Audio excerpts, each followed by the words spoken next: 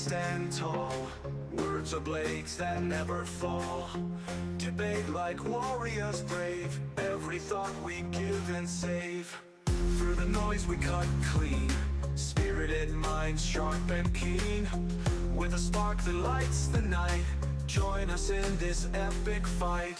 Welcome to the Spartan arena, where minds clash and thoughts gleam. In the heat of every word, truth and insight will be heard.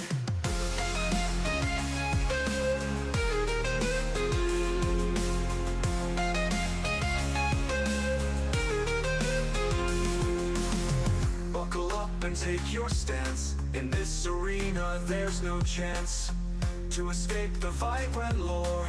Dive in deep and search for more. From heartfelt talks to fierce debates, we explore what fate creates. Side by side we seek the light. In the dark our minds ignite. Welcome to the Spartan arena, where minds clash and thoughts gleam. In the heat of every word, truth and insight will be heard.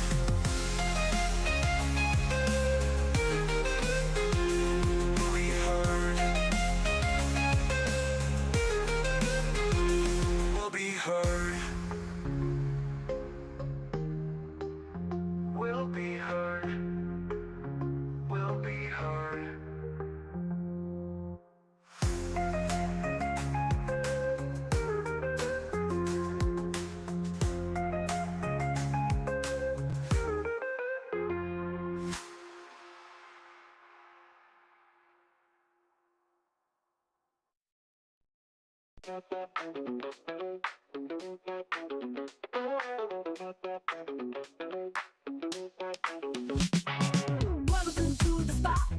It's time to ignite. Oh yeah. Operation Hangout. The feeling's just right. Chilling with the crew. We're ready to groove. Opinions flying high. Come on, let's move. Hang out all night long, all night. Laughing and debating, playing our song. Oh yeah. Share your thoughts, don't be shy. Don't be shy. Operation Hangout, let's reach for the sky. Let's fly. Pull up a chair, let's get in the zone. Voices blend and smooth, like a funky trombone. Oh yeah. Topics from the heart, making us think. With a twist and a shout, raise up your drink. Cheers! Hang out all night long, all night. Laughing and debating, playing our song. Oh yeah. Share your thoughts, don't be shy. Don't be shy. Operation Hangout, let's reach for the sky. Let's fly. Bring it down, shake it up, feel the beat. With every word we share, the circle's complete. Living loud, think it proud, that's what we do. Oh yeah. Join the club, come on through, we're waiting for you. Alright.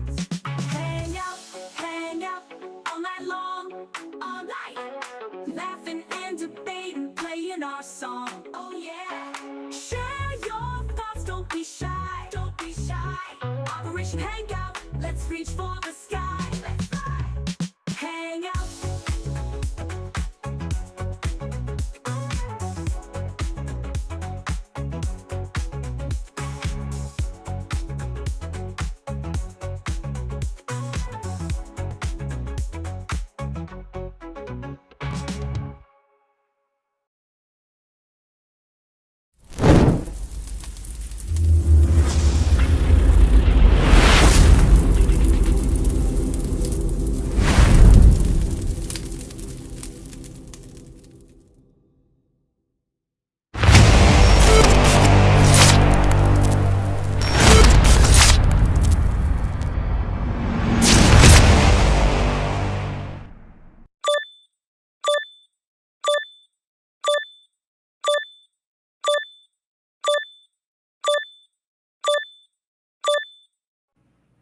What is going on, everybody? We're back at it, another show, another stream. You know where you're at. You're at Spartan SU Network. I am your host, the Spartan, aka Peter. How is everybody doing tonight?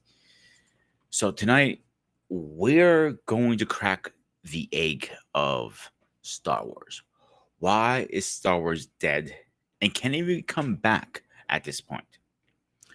That is the question. But before we get into that part, we have some housekeeping to do. We have some news to go over. I got some good news and bad news. So I'm going to start with bad news. I want to share my screen. Let's start with that. So I'm going to share the Sparta HQ Network Facebook page. If you have not followed us on the fan page, please do. It's growing, it's new, and it's pretty exciting. Don't like how that looks. That's a little better. Actually, let's go back to the other one. Yeah, okay. So recently, about 2 days ago, we got a pretty bad news. One of the legendary actors who played in the Star Wars, Mortal Kombat movies, the original one, he ended up passing at 75. Obviously, his role, his memory, and everything will be missed dearly. I think he was an incredible actor. He did a great job with Mortal Kombat when he played it. But the other news I want to talk about, it's kind of fascinating here to me, is Netflix has won the bidding wars of purchasing Warner Brothers Discovery. They are now exclusive deal talkers, and I'll get a little more into it in a second, with Netflix offering 30 to a share. It comes out to 5. I believe it was like $80,000 and some crap like that. I don't remember off of my head an exact number, but this is a little bit fascinating to me. I just had this conversation with somebody today. So, what does this mean for the entertainment business, for us as consumers and people who, like myself, who are big movie lovers? It could be good and bad. So, good is because Netflix could bring WB back from the downward spiral. I personally think, because the last couple movies they made wasn't that good. We know the shit show they did with Batman versus Superman. That was a clusterfuck.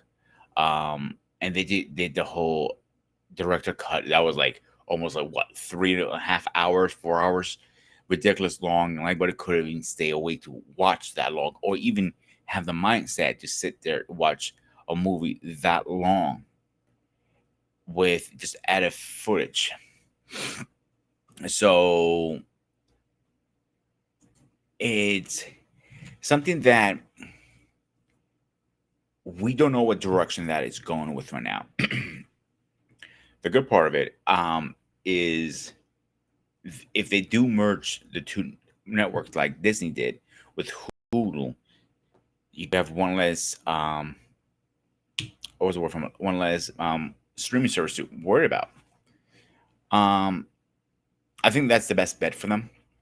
I do feel like Netflix, as many people think, including like CQ at one point, think Netflix was dying out. Obviously, they played it quiet for years, and guess what?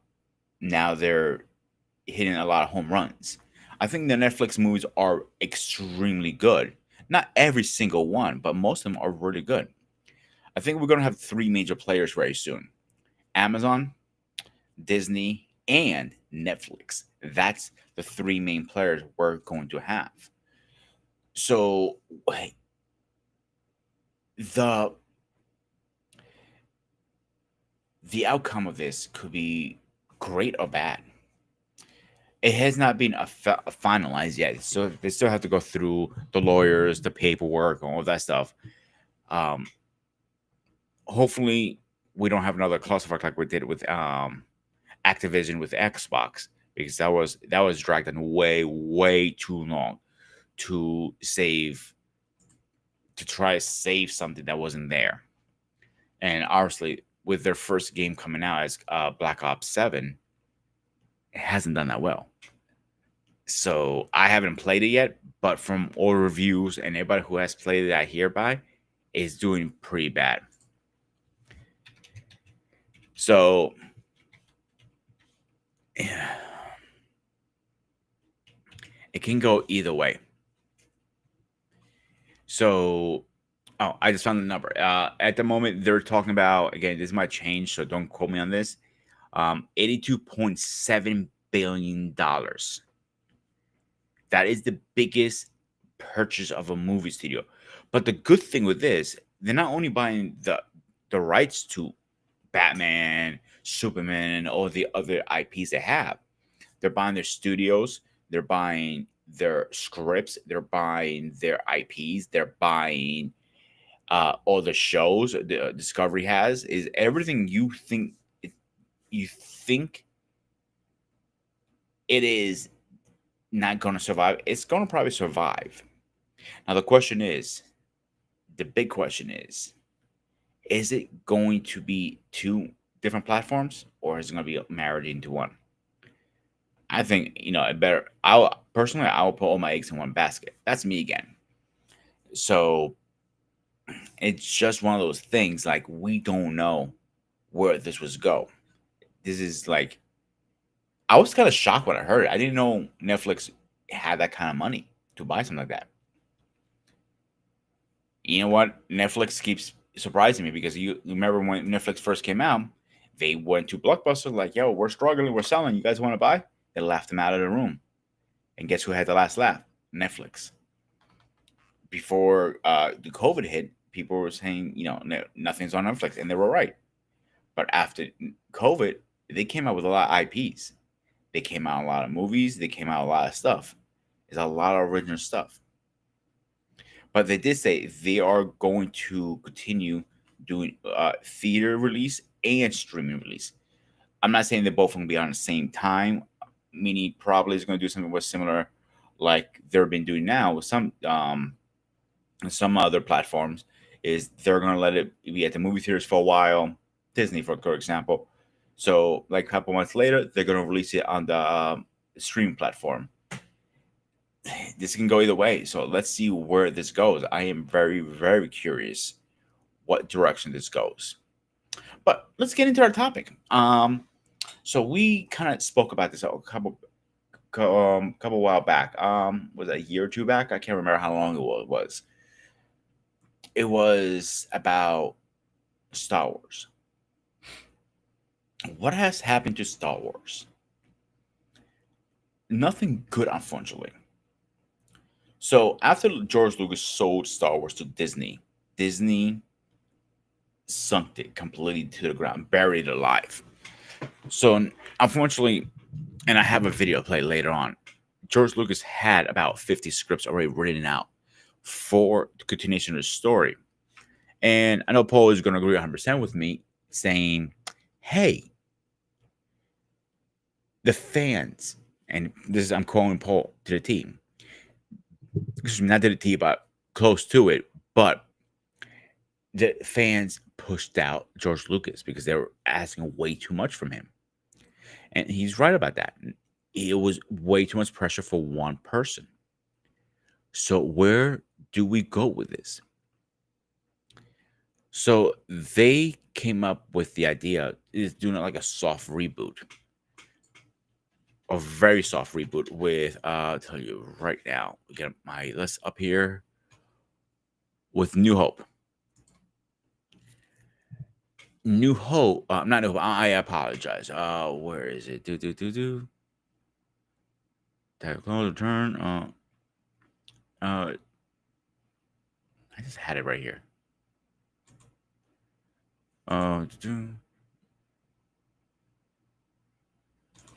Here we go. Force Awakens. I apologize. Force Awakens. So Force Awakens was supposed. They never said that officially. It was supposed to be a soft reboot, but that's what pretty much was. JJ, what's his name? JJ something. Let me see if I can find the director's name. JJ Abram, whatever his name is. He took a lot of his ideas from New Hope. If you watch go watch New Hope. Do me a favor. Go watch New Hope first. Then right after that, put in A Force Awakening. You're going to see a lot of similarities. Like you had Luke at the one planet. Hey, Eric, what's going on, my man? Thank you for correcting me. And let me ask you a question as you're in the chat already. Do you think Star Wars can come back from the dead right now? That is the question of the night. I have a big maybe on my list right now. So I was saying, New Hope shows them at one place, at one planet. Look, it was Anakin's hometown, planet, and you see him, being a farmer and all this nine jazz. He wasn't a Jedi. Now, if you go and watch Force Awakening, you have the the main character, similar process. Okay, so she has no Jedi powers either. As the movie develops, she's discovering her powers. Okay, I can understand that. Maybe it was something they want to try a different, maybe just a new, fresh approach. I said at first, okay. So I was question. Then you have Flint, who's supposed to be just like Han Solo. They had differences, but a lot of similarities. A lot of them. And I remember going to the movie theater at the time. I was with my girlfriend at the time. And as we're watching it, we're looking at it. We actually looked at each other. And we looked at the screen. And we walked out. Says, this did not feel like a Star Wars movie. The other part of it that kind of told me this is more more like a soft reboot, and they're copying it, was when they did the knockout version of the Death Star with the beam saver, I guess you want to call it, from the planet. Think about it. The Death Star was a big planet almost. Then you have theirs was pretty much a planet that had a beam that destroyed planets. You guys see where I'm going with her now? Where's the unique? Where is the special? Star Wars always would stand out for people to escape reality, to escape the everyday movie grind. It was unique. I had mystery. I had magic, the Force. They had a little bit of like their version of religion. They had politics. They had all this, I think, mixed in together like making a recipe, but a very good recipe that worked out. But unfortunately, did not work out in this factor. Now let's fast forward a little bit here from a second here.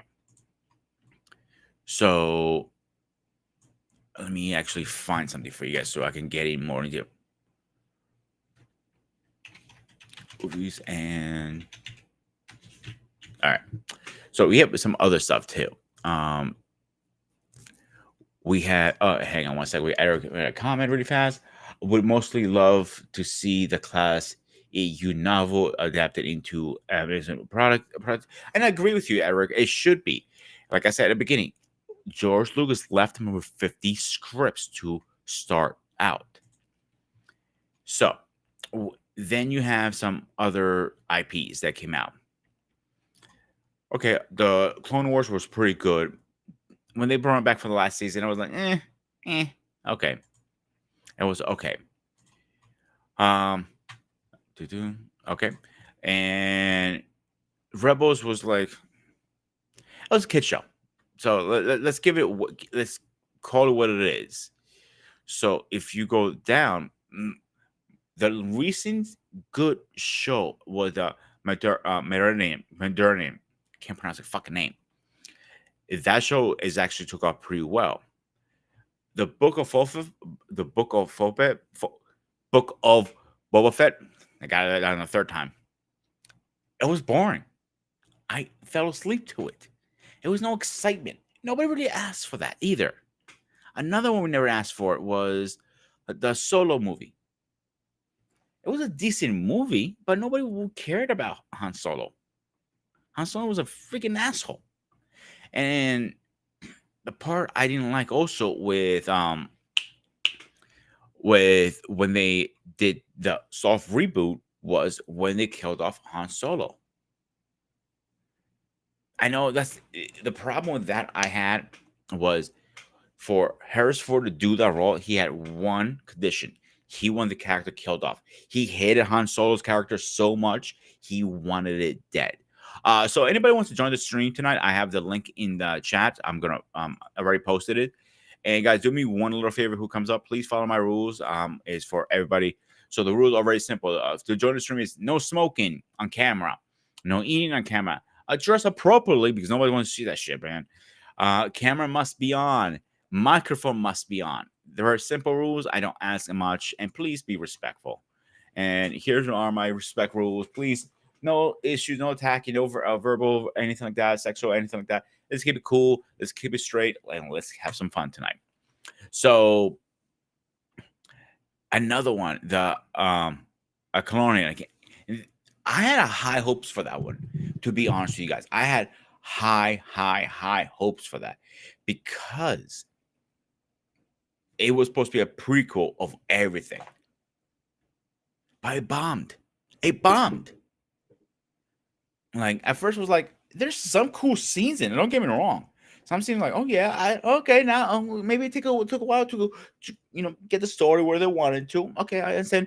You have to build up the characters, but it was no build up. It was only like, here's some more shit.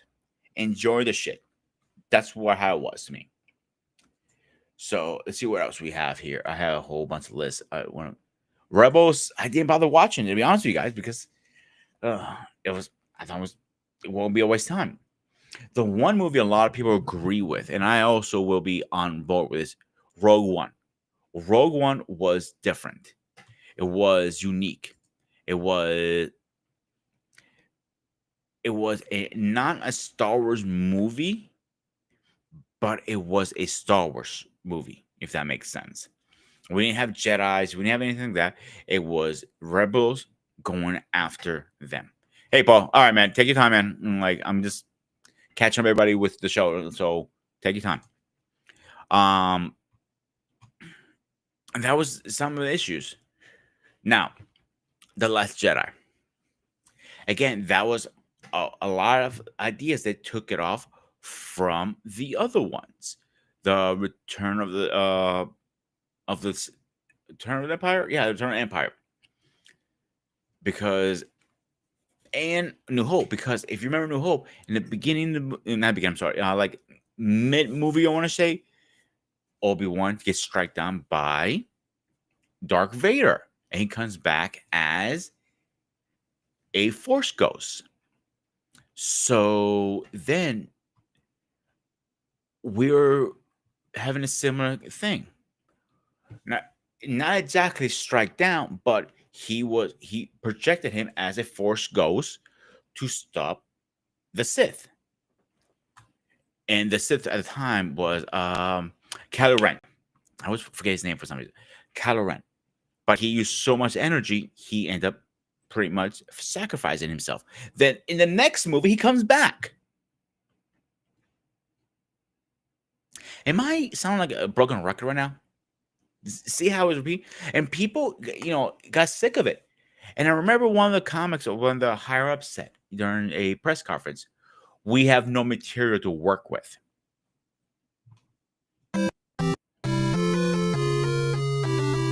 Are you fucking kidding me right now? That's how pissed I got when I heard that comment. Are you goddamn fucking pissing me off? Or are you just jerking people off? You have no material to work with? Lady, you are an idiot. Now an idiot. You do not belong in that position because you're not a Star Wars fan. A Star Wars fan needs to be in that position to understand the fans. Us. Myself. I'm a huge Star Wars fan. I have a Star Wars tattoo. Hello? This is working?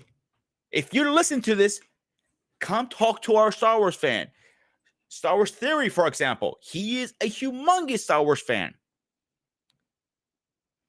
The one scene I will give him credit in recent memory and modernity, and again, when Luke came back, I was shitting my ass off when I saw that.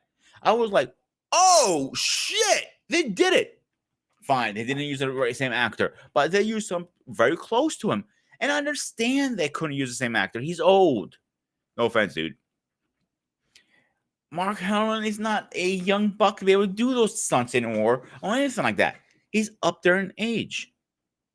From my understanding, again, I have not read the scripts, but from my understanding, the movies, the new trilogy movies, should have been as said. Again, I might be wrong. Please do not quote me on this, guys.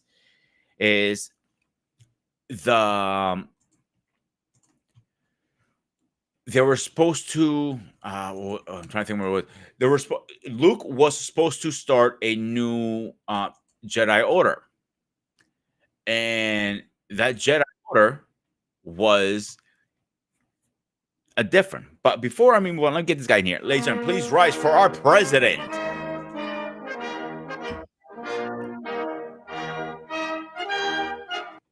How are you doing, Mr. President, tonight?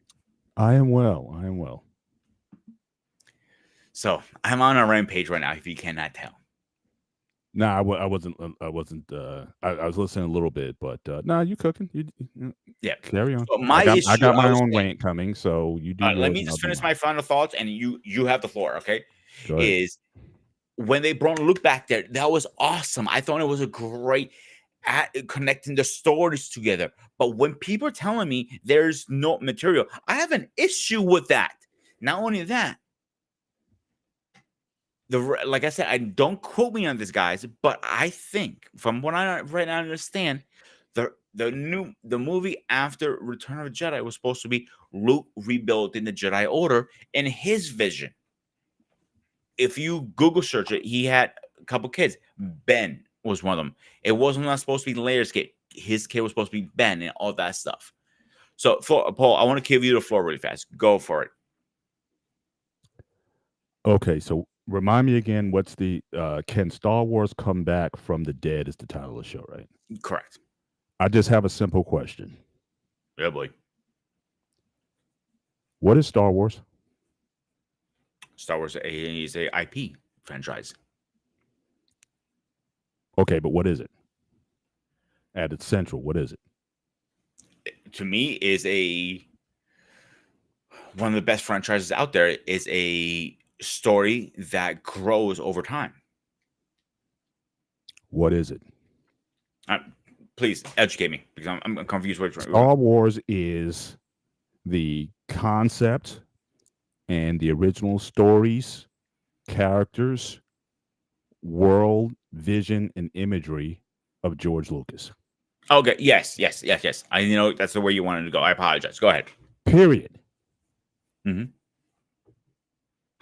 And I find it arrogant that the Star Wars universe, that the Star Wars fans, including Star Wars Theory, who I used to rock with, but then I got off his bandwagon. Why is that? Who thinks that they know Star Wars better than the guy who created Star Wars. Okay. I see what you're saying. These arrogant Star Wars fans that drove the creator out of the business. I will never forgive Star Wars fans for how they savaged George Lucas, especially with the prequels, especially with the special edition changes that he has every right in the world to make. I like the new editions he did, I'll be honest with you. They drove the man to sell the company. The man already had, hang on a second. Do I sound louder now? Yes. Okay, sorry about that. My for some reason my system always sets my volume super low. I always got to go in and set it. You know what it is, dude? Restream is doing a lot of changes lately, every month almost. And my stuff got pretty fucked up too. But go ahead. Yeah. But you drove the man out. The guy had sequel 7, 8, and 9 on the ready. But he got sick and tired of dealing with you Star Wars fans. and sold the business to someone he didn't even set up a rightful successor. I can ask you the same question. Mm-hmm. What is Star Trek? It is somebody's vision that I don't Whose? remember I don't Whose? remember who started those series. Gene Roddenberry. Thank you. Was it a similar story? He got pushed out to the business too. He got slowly written out, but the thing that was different about Star Trek was at least he had, certainly for the next generation, because by the time TNG really got going, and Roddenberry, because of health and everything else, I think he died in 1990, 1991, if I recall. So TNG was already in its full or whatnot, but he had a rightful successor. He had this guy Rick Berman, Mm-hmm. who he chose as the rightful successor to that series and other franchise that go on. There was a rightful successor plan in the Roddenberry case. Not so much with, like, I don't know the relationship that he had with Kennedy. If you want to say Kennedy is to blame for everything that's going on and whatnot, but again, I don't know how much of the comments. She certainly bartered the deal for Disney to buy Star Wars or whatnot. I don't know if she necessarily had George Lucas's interest at heart, and I don't know if she should have been the rightful successor to that. But nevertheless, you had a community that tried to tell an author, a writer, a creator how to do his work better than he did. If you don't like Star Wars, if you don't like what the guy did, don't watch it. That's fair. But guys like Star Wars Theory and all these guys who think you know Star Wars better than the guy who wrote Star Wars, Mm-hmm. you drove the man out of the business. When Episode 1 came out, the crap that George Lucas got, the crap he got for the special editions of the original sequel, when Han didn't shoot first, he was getting crap because they made Guido shoot first instead of Han. And oh my God, everybody lost their stuff. Oh my gosh, he's ruined Star Wars because Han didn't shoot first. So you drove the man out of the business and you gave it to corporate guys. Bad mistake. Then they bastardized the series, and now you're complaining, well, where did my Star Wars go? And then what we also saw in this post Lucas era, in this Disney era, you saw a lot of people who tried to politicize Star Wars. People talking about wokeness and whatnot. Now, woke is, the way I look at it now, woke is a trigger word because basically what you're trying to do is you're trying to maintain a certain view of how you think things should be in a sci-fi fantasy series. So what, they had people of different colors and ethnicities in the series. So what if they show different sections? Isn't it ironic to you that in science fiction in general, people want a very conservative Christian ideology in science fiction and fantasy? I think it's retarded. When science fiction explores all kinds of things, you think that the only relationships that exist are binary heterosexual ones? But because they put a gay couple in the last Star Wars movie, oh my gosh, and then Star Wars Story, he lost his stuff. Oh, it's not about wokeness. So he showed me who he was. So again, all these people who are complaining about why Star Wars in the place. Now, again, I didn't like the sequels. Why? Because, again, they weren't what Star Wars is. And Star Wars is the ideas of George Lucas, or it is the ideas that he approved of. All the books that came out in the 70s, 80s, 90s, and the 2000s through that Del Rey publishing company that George, I don't know if he owned it, but basically any Star Wars book that came out had to go through George Lucas. Any comic or graphic novel that came out had to get George Lucas approvals. If you want to talk about what is the canon of the Star Wars universe, it is the canon that he approved. That doesn't mean that as an artist, as a writer, you can't explore other stories, but it has to fit within the ethos that he set. Now you got a bunch of people who are giving their own interpretation of what Star Wars is supposed to be. And you're asking questions as to why it doesn't feel like Star Wars anymore. Because Star Wars is George Lucas. And you threw him out.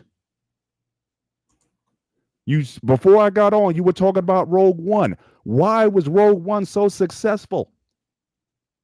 It's because it fit into the world that George Lucas created. It had to blend perfectly into the opening trailer of episode 4.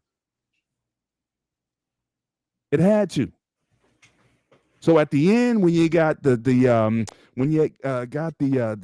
speeder kind of going out, it's the opening crawl of episode 4.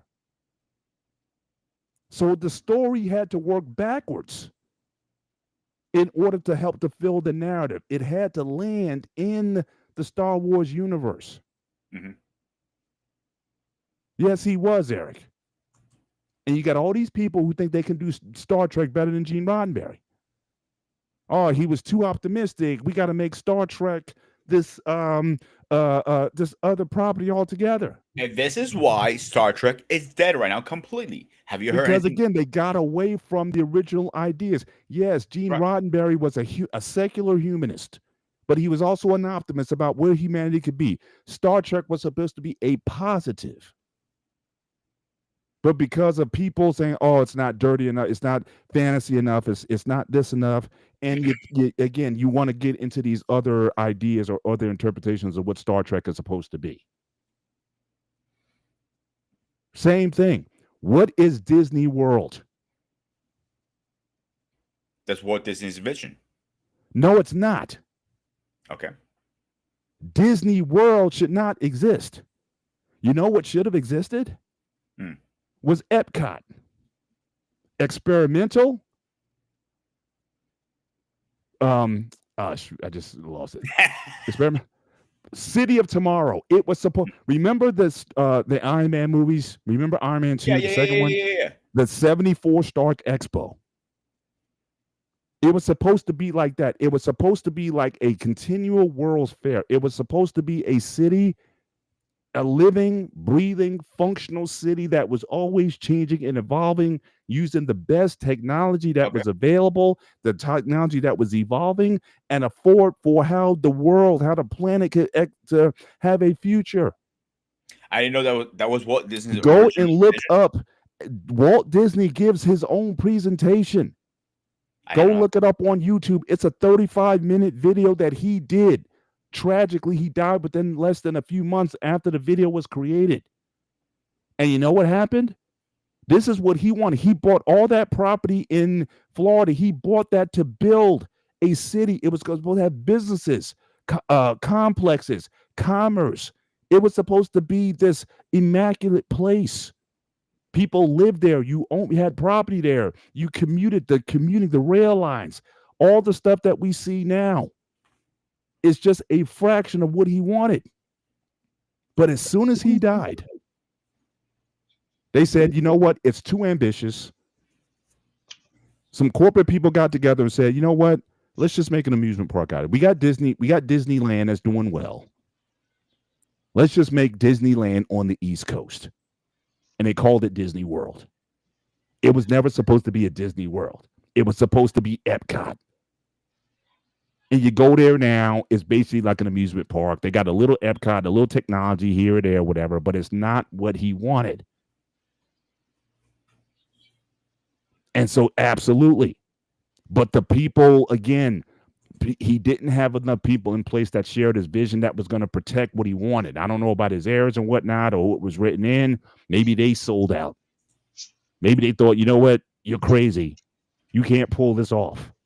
But he bought the land. He bought the property. The plans, everything was laid out. Watch the video. It's Walt Disney presentation on Epcot. Watch it. 35 plus minutes. He breaks it down, how the city was going to work. So again, Walt Disney, George Lucas, Gene Roddenberry, these were guys of vision. They had focus. They had a direction that they were going in. They were sharing a narrative. They were sharing a story. And once corporate interests or people who had their own ideas corrupted it, and now everyone's asking what happened.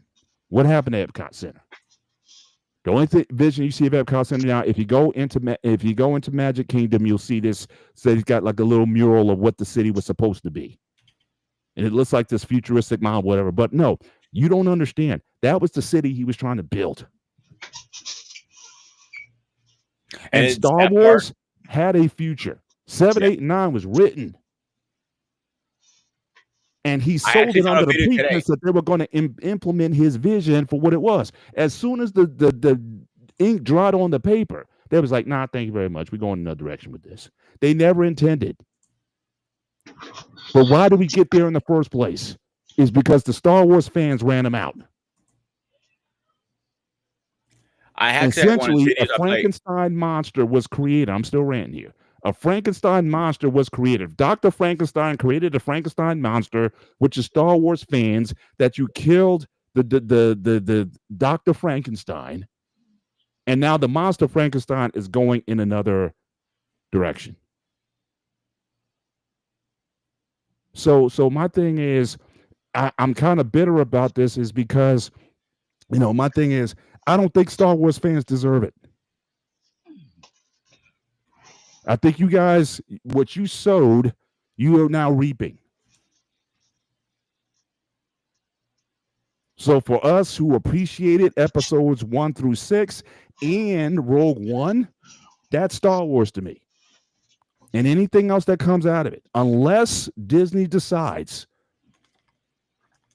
because I even read something recently that George might be interested in getting involved in Star Wars again. Again, I don't know how bad that is. It was something that came across my feed or whatever. Unless you're serious about doing 7, 8, and 9. The only thing I know, it was I don't know if it was a rumor, but I'll say it's a rumor because it squashed really fast and it didn't go more than that. Well, George was looking at buying Star Wars back at one point, but it was just. Of course not. And he admitted after he sold it. He, in an interview with Charlie Rose, he admitted, he's like, "Oh snap, I messed up."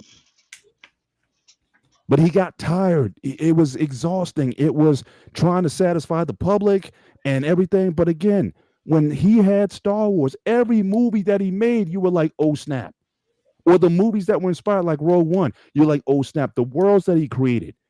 The fighting sequences, when you had 4, 5, and 6 came, 1, 2, and 3 came out.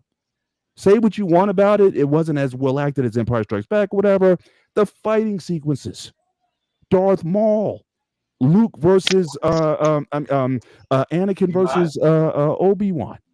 I mean, you were like, "Oh snap!" Every movie gave you something that you popped at. And it was like, "Oh man, this is." But again, it was a singular story because episodes 1 through 6 is about the redemption of Anakin Skywalker. Star Wars is one movie about the redemption. And even if you put Rogue One in there, it's one film. It's the redemption of Anakin Skywalker, 1 through 6. Where 7, 8, and 9 were going was about Luke Skywalker. And they screwed it up. Mm-hmm. But the fan base, I got no love for those guys. For Star Wars Theory, I got no love for that guy. And so you guys do what you want.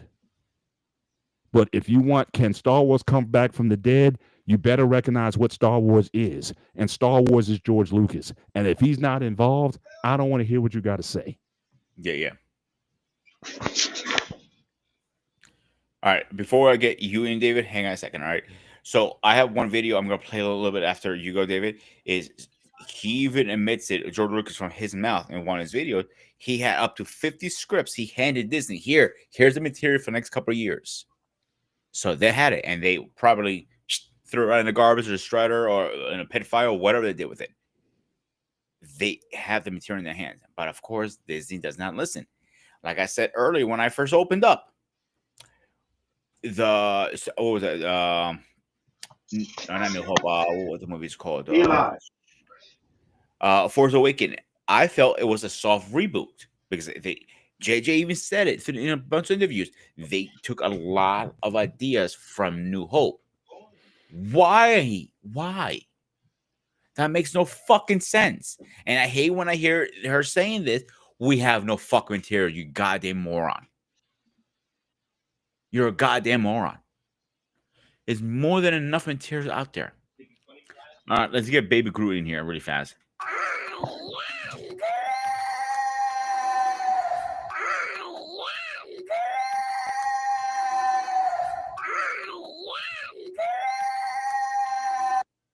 Go ahead, David. Ladies and gentlemen, this is CBN Tech Talk, aka Black David, aka Bear Paw. Go again. You've reached your limit on talking. Shut the fuck up. Form, blazing, middle finger. You're back again. Anyway, at the whole of Anime Unlocked is almost like say, I told you so. When Mr. Bennett was going in his epic classical rant, which was well deserved and well needed, there was something I have been saying about the American production arena.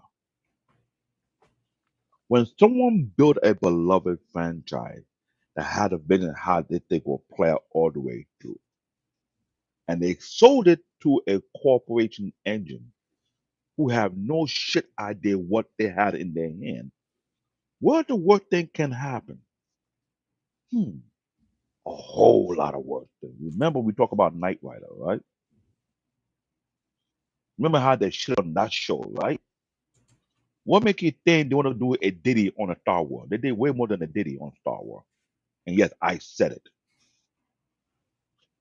Here's my problem. What Mr. Bennett said is something we and Wanda have been saying on our show. The original creator of that particular franchise is the one is responsible for directing how that thing supposed to play out. What Mr. Bennett said is one, I can't say 1,000, I can't say 100,000. It's 1,000,000% correct. The Star Wars fan is responsible for this bullshit that happened to the Star Wars franchise. Read into it, they were totally epically ungrateful. This is why on our most recent anime podcast show, I went in for the juggler.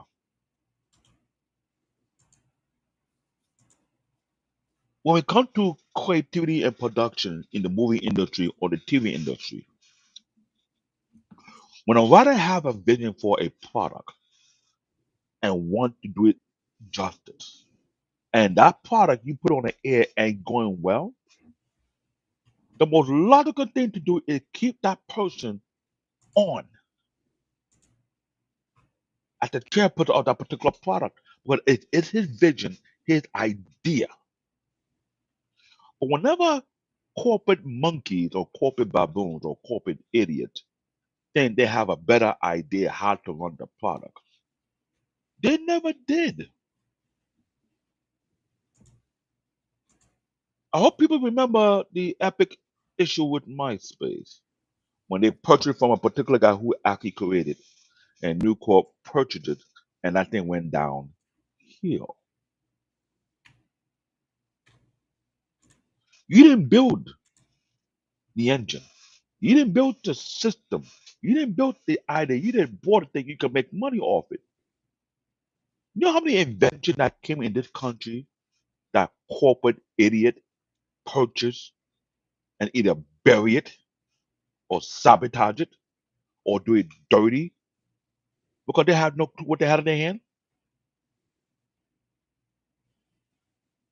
Star Wars was a diamond in the rough. And the Star Wars fan turned that thing into clay. This is why I always believe the fan and the audience would never know better than the creator himself. So because of what Mr. Bennett said, that being said, I'm sorry, Wally, but that creator and writer of the manga known as Bleach has every right to tell the fan to go epically eat yourself and make your own shit. Mr. Bennett finally get it. Because what the point of me creating something and put it on the air. And y'all love it. You don't tell me how I'm supposed to do it. No, no, no. Your job is to enjoy what I'm putting out there and follow it through and see where it will take you. Not you trying to tell me how I'm supposed to do X, Y, and Z with the correct. You didn't create the character. I did. Do you know how many sleepless nights, weeks, months on end trying to get this idea? Do you know how many years it has taken me to build such a, and to hear that he had more than several scripts and gave it to Disney and with enough material to last for a who knows what for the franchise. And they used it for toilet paper wipe? Yes, I say that. Because it's a black David, aka Bear Paw speaking. I'm not playing games up in here. This is why I have an issue with creativity on this freaking soil. You effed up my favorite show, Knight Rider. You effed up many other shows that a lot of us grew up in, and you put your nonsense on it. The fact that Voltron is another example, when you put a lot of Walkerton BS in up, like, you serious? Can we stick to the original storytelling so we can enjoy the journey instead of you putting your 2 cents, which is not effing needed? I mean, to better remember we talked about this before. I said if you want to recreate, you might have to start off with a whole new cast of actors. You can't use the old actors no more. They're done and over.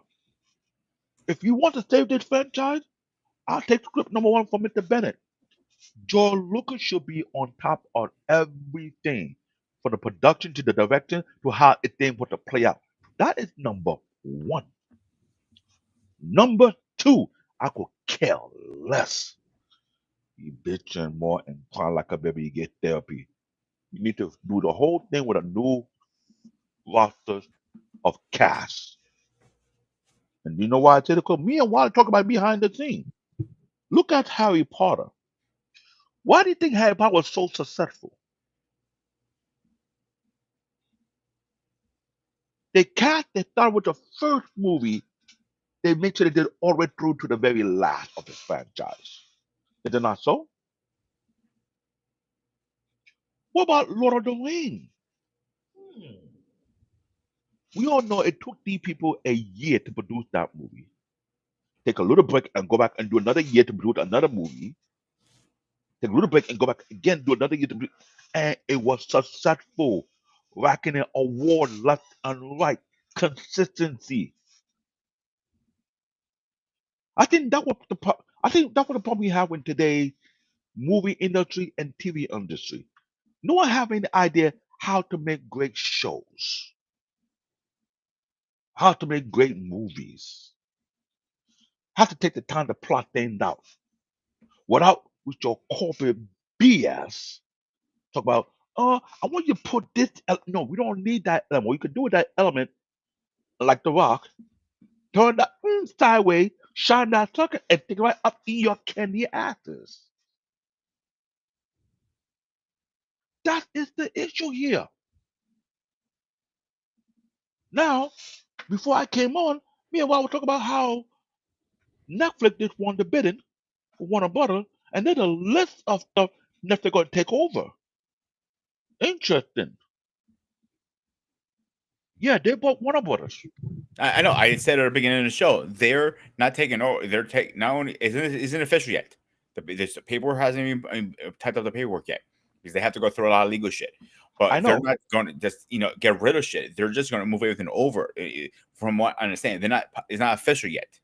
I know, but knowing how Netflix operates, they're trying to expand their infrastructure. This is why Netflix is killing it right now, dude.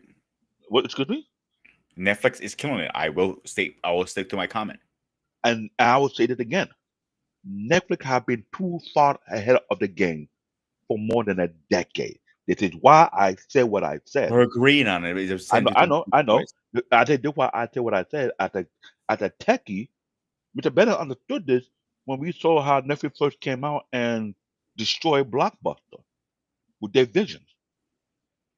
Everybody slept on Netflix, thinking what they're doing it was not going to work until they realized the demographic that Netflix have reached on a global scale. Now, all of a sudden, all the major news networks want to do the same exact thing that Netflix did, but Netflix already built the foundation solid to support what they were doing. The only issue is, what I saw the documentary a couple of times, it's all about licensing agreement. How long they can have access to that products. How long that product can stay on their network, on their server. That always have been the case. And I get it. I want to get my son because he's taking advantage of me when I'm on the podcast. He's trying to give me the joke thing. So I will get my son after the show is over. And if you hear him screaming, he deserves it. Anyway, the issue with what I'm seeing right now is this.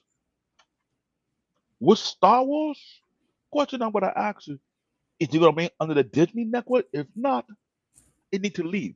Go somewhere else. And we know I'm saying Unfortunately, that. David, No, we know I'm saying that it's not a sidetrack thing. They did not realize a particular market is whooping their ass. So much to the point that they trying to join in, aka Japanese animation. So you didn't know Disney had a own version of that Japanese animation trying to join into the market that have been whooping their ass for decades now. They see the money they're bringing in on a global scale, and they cannot compete. And bring it to the thought right here. If you want to, how we want to put it, clear, raise the dead, aka called Star Wars franchise. Like Mr. Bennett said, you chase down Dr. Frankenstein from the mountain to the valley. He's somewhere in the valley hidden for everybody else. now But let me here's the ask you a problem. question really fast, David. Do Go you ahead. think the prequels and all those the shows that came out recently damaged Star Wars so bad that they cannot ever come back? The prequels or the sequels? The sequel, the new movies. I'm sorry. Let me ask you a question. Did Joe Logan had his hand on it? No, There you go. There go your answer. but that's not my answer. My question: do you think it's damaged to the point that they cannot recover from it? Of course they couldn't. It wasn't Joe Logan's vision to begin with. Mm-hmm. You see why we did that thing about manga versus comic books? Mm-hmm. There wasn't no person who created Superman. There wasn't no created Batman. No one stick to the same narrative. Everybody coming in and bring their own 2 cents on the old version. When you have too many versions of BS, meaning how you say you have too many chiefs, no Indian in the kitchen, you make a screw up version of potato salad. That's called chicken shit. Bingo. And that's what we had coming out from Disney. The original creator who was still alive, who created that vision, had no say on how they did it. So what make you think it will be related to the actual vision? It's been beyond damage. This is what we and Wally on the Enemy Unlock have been trying to explain about originality. But on our also we to complain about how the person who create this particular franchise, their health is deteriorated because of too much work they put into it. It is a trend in the anime community that people who are manga and anime creators, they stress themselves beyond their physical capacity to create such a great franchise for people to love, but they don't take care of their damn health to begin with because they are day and night trying their hard to put out a great product and if they consistent to the point where they come to that, you know what? You should take a break. Take a 2 or 3 month break. We call for you come back and you continue. One Piece, 25 years since 1999. We'll take a first big break in 3 months starting next year until March. 25 years. One person.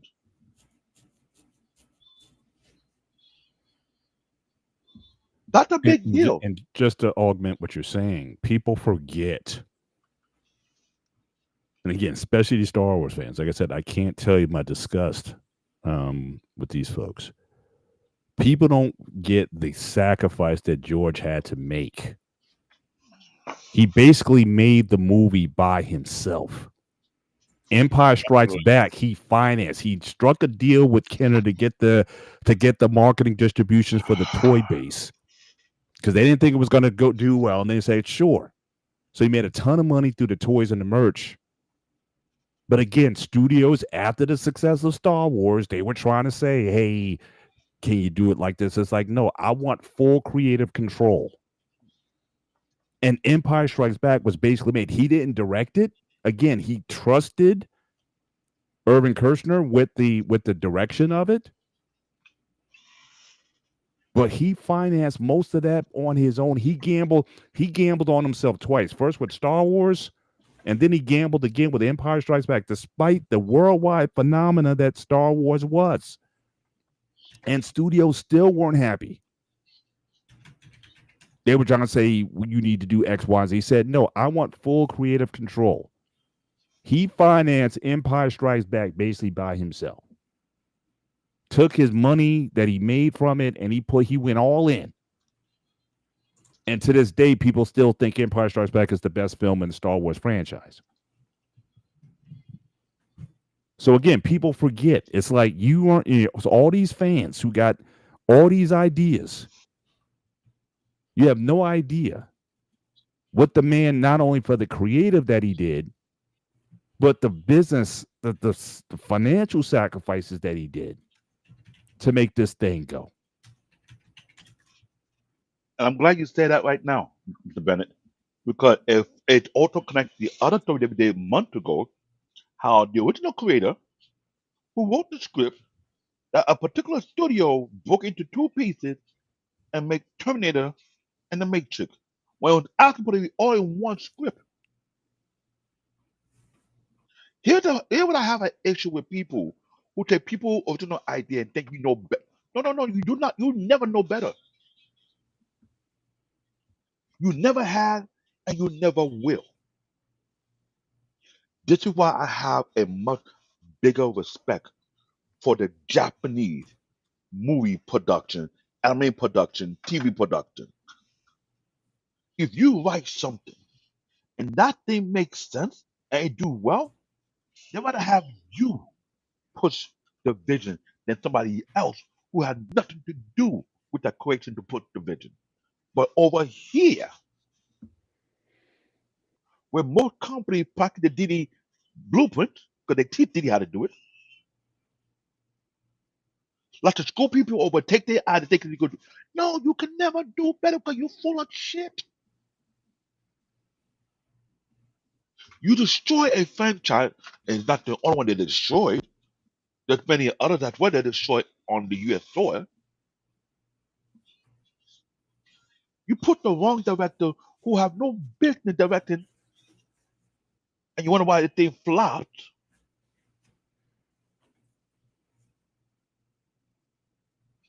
This is why I say what I say. I'll be honest with you, David. Ever since Disney's been buying all these different studios and different IPs, they've been killing every major good IP out there. I haven't seen a good one, anything survive with the Disney. Disney's like the Satan of movies. According to what Mr. Bennett said, the original person who created Disney was afraid that the people on the board of directors not gonna follow his vision, which they did not. Yeah, I actually just looked up as you were talking and when Paul was talking, if any of the Walt Disney family members is still in the company in shape, way, or form. Nobody from that is in there anymore. Not surprised. Look at WWE. Who is real blood running WWE right now? Among the Mr. Man bloodline? Nobody. No one. But technically, if you as his son-in-law, he's kind of like he kind of fucked himself into that business. Thank you, Eric. MCU is a shining example of what David said. That's another example. look- When look- Disney bought the Marvel IPs, it went down shit storm. I mean, it was doing very well. The last good movie was Endgame. This is why I here's the problem. We live in a society where the people higher up expect you to be dumb and retarded and take over dumb bullshit that they give you, so you put the money back in their pocket, even though it's a piece of shit.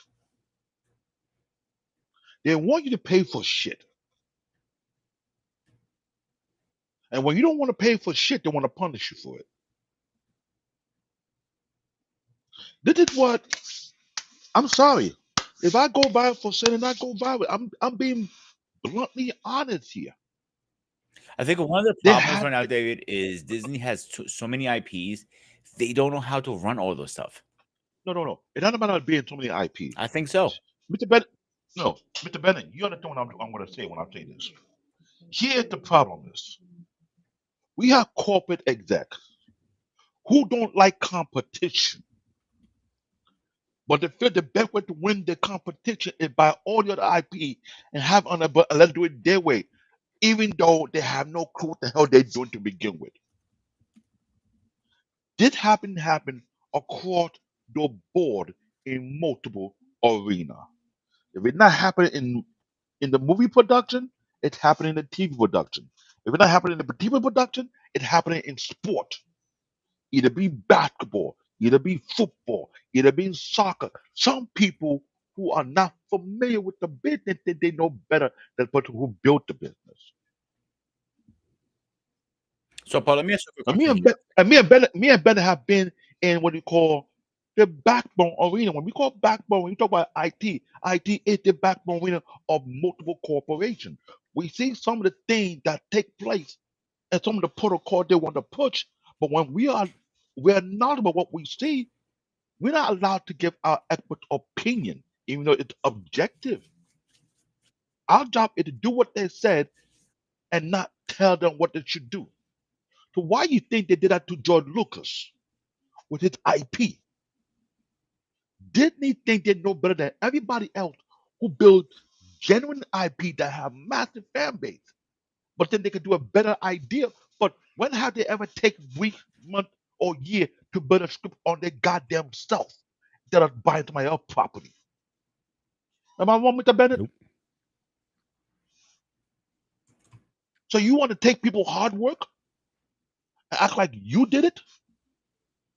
All right, That's the American. No, let's take a deep breath for a second, that is David, American. because I'm like, you have to give other people talk too. So, Paul, let me ask you a question, because what you said earlier about the fan base, would you ever be against? And I think I know the answer to this already, but I want to hear from you. A hardcore fan or some type of fan, maybe a fan like me and you, not a hardcore fan, but like we know the material. You would be against running Star Wars?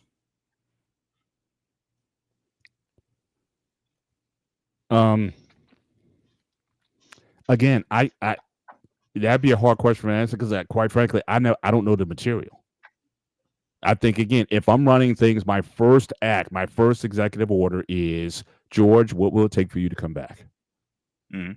George, where are the scripts? I agree with that.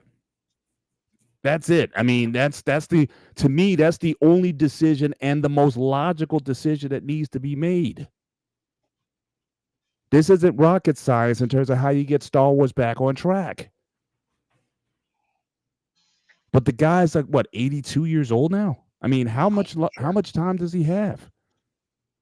If he even wants to come back, the question is. Again, I'm saying George. Yeah, Full George, I'm talking creative. about. You got full creative. However you want this thing to go. If you don't want to direct, pick your director that you want.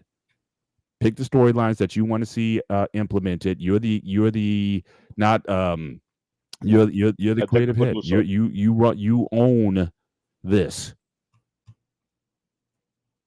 But again, corporate is rare to ever want to admit that they're wrong. They don't want it. They never want to cede power, and which is at the end of the day, what it's about is power. Mhm.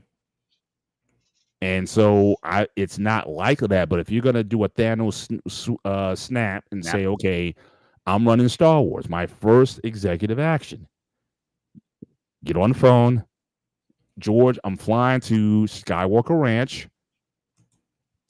and we're going to have a discussion. And I'm like, here are your properties and whatnot. We want you to run this. I'll put it in writing. Name your price, how much you want per year, salary or stocks or whatever you want. And what stories, 7, 8, 9, is it ready? Whatever. Let's dust those off and let's see what we want to do with these. But I think he needs to be, unless, now again, this is unfortunately for Disney as well.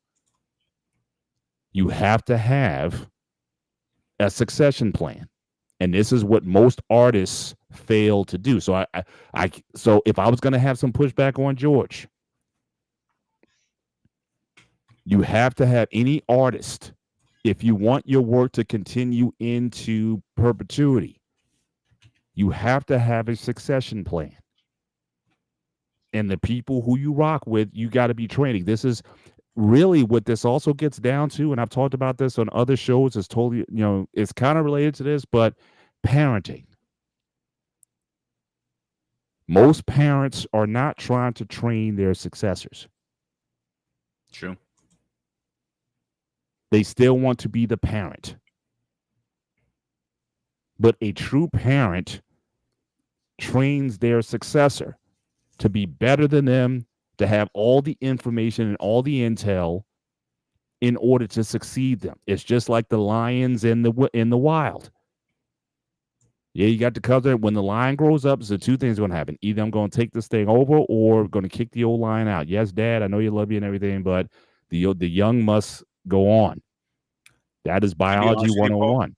I think I read somewhere his son, Jeff Lucas, he was probably interested of taking over eventually one day if he didn't sell it.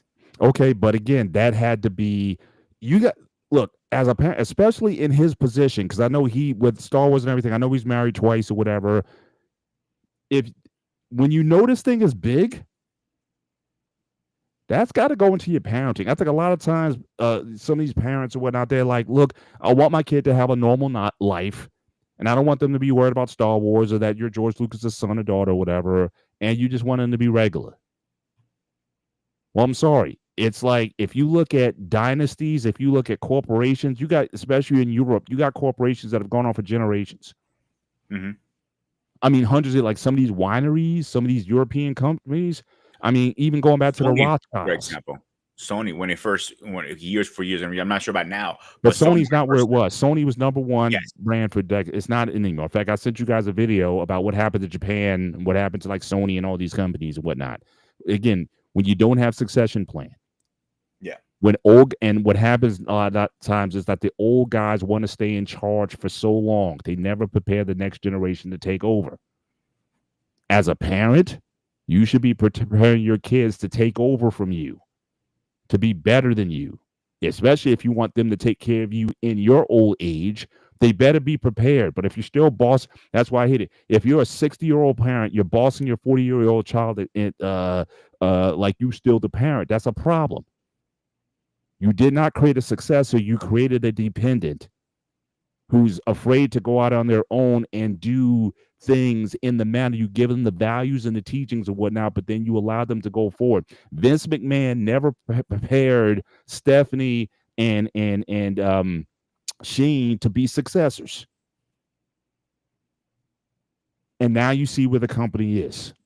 Facts. So again, this has been repeated time and time again. A lot of rich people, their kids never succeed them. Mm-hmm. Their kids are drug addicts and they're this and that. How many of these rich people their kids are strung out? Too many. Because you never got them, because you never prepared them.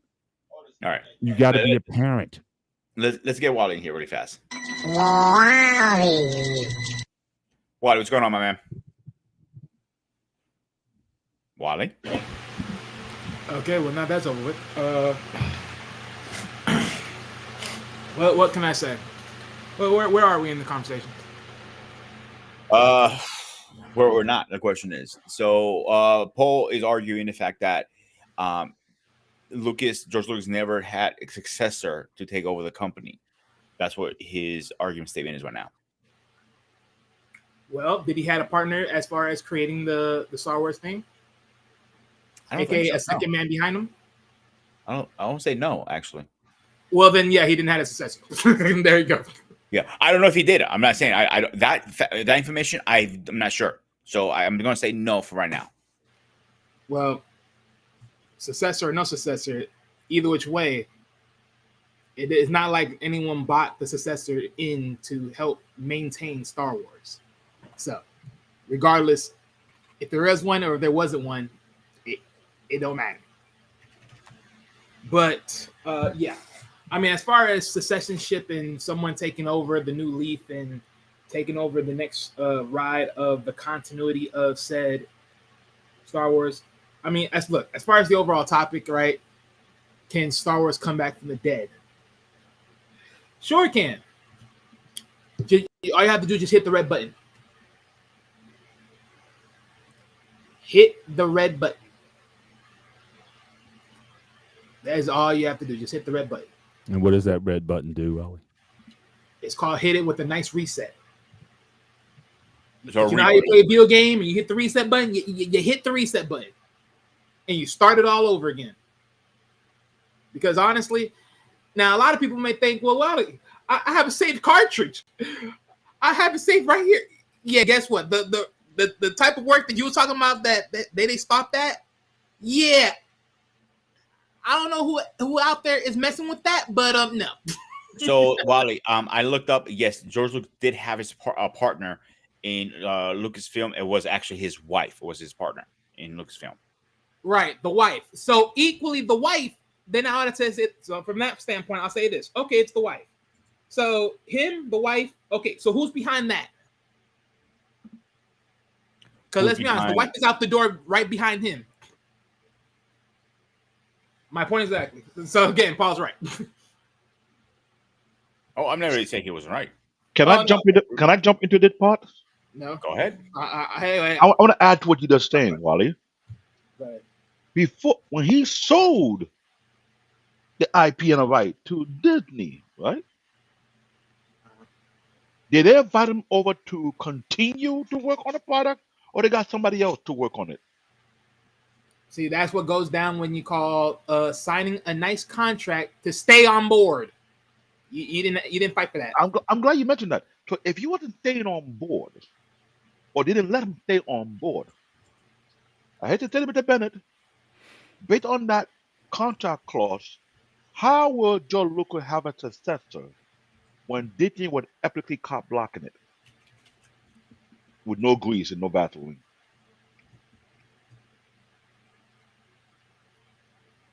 So who will be a successor of an epic screw up that Disney did upon to come back and clean it?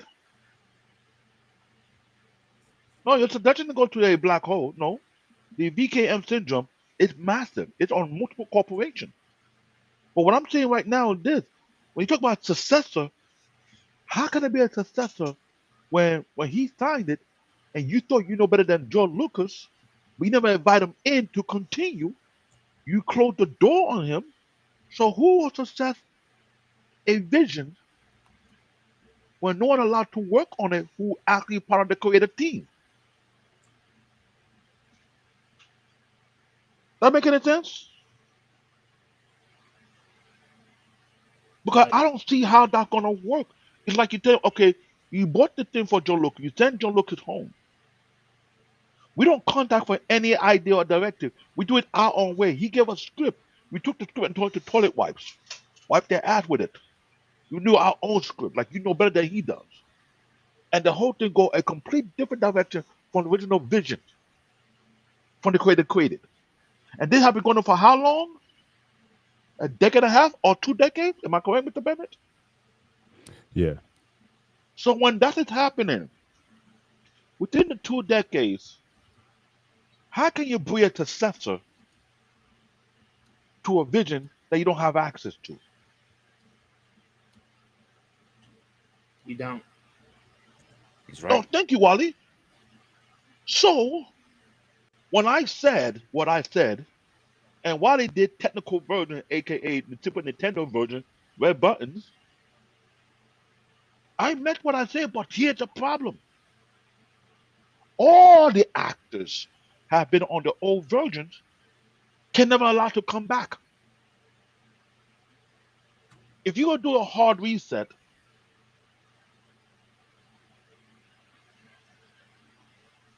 I promise you, it's not gonna be an easy process. And I like what the better idea if you were the executive. First and foremost, I'll do extra. Go to Joe Lucas Ranch, sit on the get on the couch, beg him, apologize to him. We effed up. We need you to fix this. What you need, we'll give it to you. We want to hire, we hire for you. You need a whole new cast, you do. You want a whole new scouting team? Let him do it his way only. Again, but that's a Thanos thing because again, corporations don't allow it. I know. No, The corporate don't corporate allow. All they culture do, is such because again, also to do some of this stuff, you got to be willing to take a loss before you take a win. Disney's already losing, bro. And corporate, I'm just saying, but it's not out of plan. Like no corporation says that we're going to take a loss. Like no, that's why a lot of companies, why they fail is because they don't invest in themselves. Like you got companies that have been running for a while, they're getting old, they're getting stale, new companies are coming up. I've never heard, and I've worked in corporate almost 40 years, and nobody ever says, it's like, you know what? We need to redo and reinvent ourselves or whatnot. So we got to take some money, possibly billions of dollars, to rebrand and reshape this company. Because when you take money out to invest in the company, even though it's good for the lifelong health of the company, no company thinks in 5 and 10-year visions anymore because it's all about the stock market. Because if you're a shareholder, you want to make money every quarter. You hit it on the nail. But you have to realize if you take capital investment and put it into a company, your margins are going to be smaller because of the investment that you made. And stock, you buy stock to make money. They're not interested in whether or not your long-term vision of there is no 5-year plan in corporate that a lot of corporations can get away with. It happens, but again, it doesn't happen at the rate that it should. And that your ideas get too stale. And then you realize, you know what, we're getting past and someone, gets the market share and whatnot, and you're old news. Because again, the way the stock market works is not meant. Now, if you're a private company, that's a different rule. You can do anything you want. You can take a step back. Because George, he invested. Not only did he invest his own money, he had to create the technologies to allow some of the special effects to happen the way they happen. But he took that on himself because the studios wouldn't. It was like, you spending how much on Star Wars? Oh, we're not. He said, fine. Don't give me any money. Just give me distribution rights and give me the licensing for the merch, and I'll finance the film. He did it with Star Wars. He did it with Empire. So again, the corporate structure doesn't support it. The corporate structure is a vampire. They want to get. I want to go back. Hang on, before we do that, because Eric, he's had 3 ideas, that he had for where Star Wars can go, right? Okay. He talked about Splinter in the Mind's Eye, which I believe, if I'm not mistaken, takes place between Star Wars and Empire Strikes Back. So it would be basically a Star Wars story, just like Rogue One was, just like the Solo story. A story was. Then he talks about Shadows of the Empire, which was a great graphic novel. This was after the defeat of the Empire. The Emperor creates these clones and whatnot. Luke almost flirts with the dark side, almost turns to the dark side. It was a great story. And then the last one he talked about, again, the Thrawn trilogy. Again, I'm sure that's another property that you might be able to go with. Again, each one of those, though, exists within the Lucas ethos. It's within the world because he approved all that. Again, Splinter in the Mind's Eye couldn't have been written without George Lucas's approval. Now I don't know if that was under Del Rey Publishing or whatever all those Star Wars books that came out in the 70s, 80s, and 90s, and even 2000s. Del Rey Publishing was pretty much behind all of that. The Rise of Darth Vader, which is probably my favorite book out of all the books that came out. Again, that had to be approved. It had to fit If you wanted George's approval, he had to greenlight your efforts. He wasn't opposed to people taking the Star Wars universe into other areas, but it had to fit into his world. So these 3 properties clearly fit into his world. You don't necessarily have to do a reset. But again, it still fits with what we've been saying all night.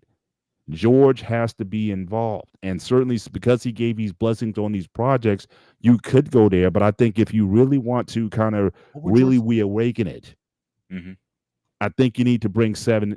I would say redo 7, 8, and 9. I was going to say you might have to do a soft reboot a little bit from 7 and up. Yeah, I would start there versus going back, because if they did, then again, it wouldn't matter, because it would be like anything that you produce, people would go for it because they know it's within the George Lucas ethos. But I think the trust has been broken. Oh, absolutely. And you need to build that back. And I don't think personally, I know what Eric is talking about, but I don't think you can rebuild the trust with those 3.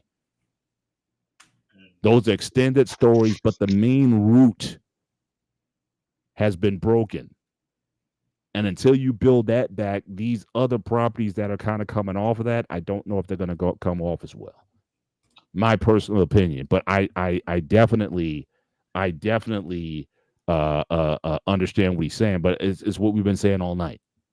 No, George has to be, and his ideas in his world has to be front and center if they want to bring it back. It can't be someone else who has these ideas. and let me give you a slight pushback. To fix the Star Wars issue, it does not require a soft reboot. It requires a hard reboot. You But the can't do damn that with Star Wars, dude. You cannot do no, that. I You're going to get death threats. no. Let Wait, everyone said hold that on, we hold on, can't do. hold on. I'm gonna actually agree with David. Okay, everyone said that you can't hit us. You can't do it with Star Wars. But why we do it with DC every single time? Why do we do it with Marvel every single time? You do it with this every single time, but we can't do it with Star Wars? Get the fuck out of here. I'm sorry. Wait a minute. hold on. I don't know if those are great examples, Wally, because Marvel and DC, like Peter said earlier, after Endgame, Marvel's been horrible. So where's the reboot there with Disney? With DC? Where's the they've been coming out with horrible stuff. So that might have worked for a while, but they lost their mojo somewhere. But here's the reason why I say that. Think about it. There's a reason why I say what I said. I'm not being blindsided when I say this. Oh, no. Nobody's saying that. It doesn't really matter. I'm just going to say it. But my thing is, either way, if I hit you with something, you say, okay, let's say like in general, just not all like separate projects, but just as far as the big main project. Okay, if you told me Avengers at this point hit and they're kissing going, even though you know at this point, towards that point, it just died out, or however, you cut it by the neck.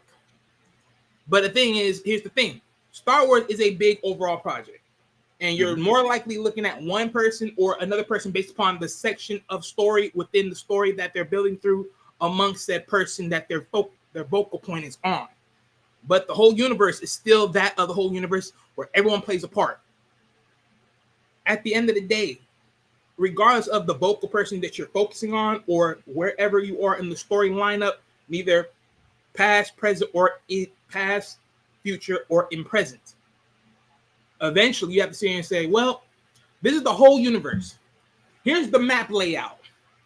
And this is where it's been great. And this is where it got fucked. This is where most people say cringe-worthy work. Okay, you can hit the soft reboot and say script the cringe-worthy work. But then, to my point, what I'm agreeing with David is, now let's look at how much years it's been. You're really telling me you're gonna put these guys into the row and all this? All I'm saying is, when you breach to a point of a new era of television, eventually it's like you want to see something a little bit more fresher. And that's why I'm saying, honestly, in my personal opinion, I think Star Wars had that leeway, respectable leeway, because I'm not saying like, oh, it will be a bad thing to hit the reset. But I'm saying is, unlike Marvel and DC that hit multiple resets off of just whims, Because this was just this, or this was that, or this was this, or this. That. Y'all just hit reset buttons just for nothing, because you have no background of ever doing something plausible. And this is why I say most of the DC Marvel stuff, you're better off doing as TV series, because those you can't fuck with most of the times. You really can't. Like, literally, you tell me someone's TV series that you would think that needs to be resetted, I'll probably argue maybe not. And technically, did they reset it a little bit? Yeah, because what? They started with Smallville. They flipped that over because of, you know what? Now we got what? Green Arrow side of the story. We got Flash. We got Supergirl. Even though they were all different universes, that were eventually going to mold into one, which... that bombed, we know. But with Marvel, they never did a hard reset yet. They only have done a soft reboot with the universe. And that's how they go around that. But my thing is, they didn't really even do a soft reboot. How they got around it was when they start pushing everybody together. Think about this. Iron Man was nice to a certain point. But I ain't gonna lie, the choke point, there was eventually a choke point with it. Why? Because just the storytelling of certain villains. I'm like, no. Because when I seen in your your animation version versus when in the movies, I was like, I'll give you this. Iron Man 3 wasn't one of the worst from the Iron Man series. Personal opinion, of course. Who was the villain in Iron Man 3? Oh man, I can't remember the guy. Well, it was supposed to be the Mandarin, but he found out it was an actor, and then there was the guy who was the absorb the heat or whatever. I forget. Right. But no, and that's what I said. There's a choke point because notice the Mandarin in an animation version of Iron Man was way more deadlier than what. Oh, he was the most powerful villain he had, and that's why I'm saying that. And that's what I'm saying. They did a reset on that by bringing the other characters together because singularly they were choking, literally. And this is why I say what I said, because when I gave the example of Lord of the Rings, the producer, the director who did Lord of the Rings, and I don't think people noted that there were two versions of the movies. There was the regular version and there was the director cut. I got the director cut CD. And I realized there was far more content.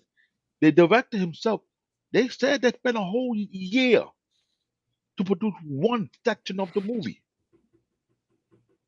Took a break, went back and continued with the same cast so that they don't miss the vision. So if you want to repair or do Star Wars, you will have to take the same idea from the producer of Lord of the Rings and The Hobbit and do the same exact thing.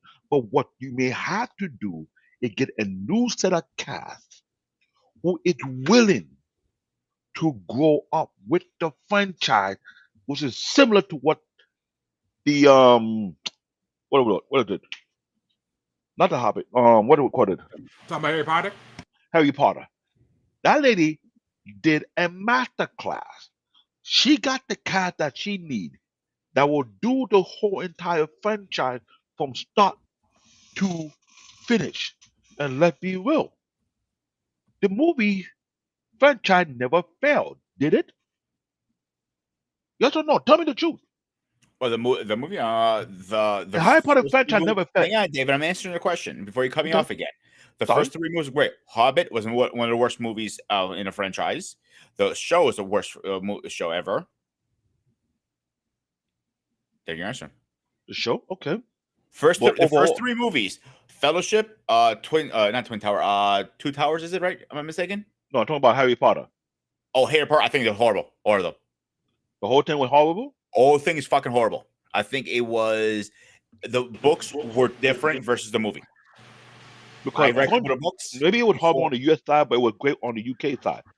If Lord they- of the Rings, I mean, it wasn't horrible on this side either. I wouldn't agree with that. because Lord of the Rings was not horrible from the first, second, or third. It was Yeah, done. I'm agreeing with that, David. I'm agreeing 100%. I think the first three Lord of the Rings movie was a masterpiece. I'll say that out loud. But when it went back to the Hobbit stuff, Mhm. I watched it once and I will never watch it ever again. It makes no The sense. Ho- The story is understand about the Hobbit confusing, part. it makes no sense. I don't think about the Hobbit part, because the Hobbit part, it wasn't the same cast with the Lord of the Rings. The Hobbit part was a prequel. And they should have done Of it course it's not first. going to be the same cast. Like you said, it's a prequel. So different people are going to be in it. I didn't It's not expect them done. to And miss it. that's the other thing. That's what I'm saying, because it's always gonna be different, because you're gonna always do like past visual practice. And Correct. I in my agree with that. and in my own way, the Hobbit should have been done first before the Lord of the Rings. But David, how much times have we seen where people do something where they do more so of the standard and then they do past tense every single time? I know It's it not happened. the point of if they do. My thing is this: I don't have a problem with past tense because everyone does it anyways. My thing is, does it collide with the main product? And if so, how long does it take to collide with the main product? That's the main thing. And we also understand how the American production operates. When they don't allow you to go how you want to do it, they'll tell you, "Oh, they do this for if this thing do well, then we're allowed to do that one." That has always have been the case. But that goes back to what you were saying with the Harry Potter movies, David. There's a lot of material in the books. I read the first couple ones when I had to do a book. My teacher forced us to write a paper on it. But the books were one thing, and Paul is going to back me up on this. And he said it before: books are one thing, movies are one thing, right, Paul? That's always true across the board, even with mangas. I agree 100%. And I understand a lot of things wasn't. And so the books were good books. It's not my cup of tea because I'm not into that black magic bullshit. That's my personal opinion. But those movies, they're toilet paper for me. I'll be straight up. I never went, oh my God, I gotta go cinema. Paul, let's go run to the movie. No, I don't give a shit about those movies. Like, if you were going excited, like, I didn't ever care a fuck about them. I feel you because that's the thing when I felt like the Twilight franchise. That's I another never one. liked Twilight. I didn't like that one either. I didn't bother. I didn't give See, time. I like that one personally, but I like Twilight, but I just didn't like the back and forth fling thing. That shit bothered the crap out of me. There are Like, bunch- seriously, it's like, pick one, bitch. Pick the werewolf and pick the fucking vampire. Like, Lord have mercy. And Wally has a great point there. There are a lot of movies that I may like, and you may not. And that's why it's a risky thing about rebooting Star Wars. Because Star Wars And doesn't have this hang on, David. Hang on.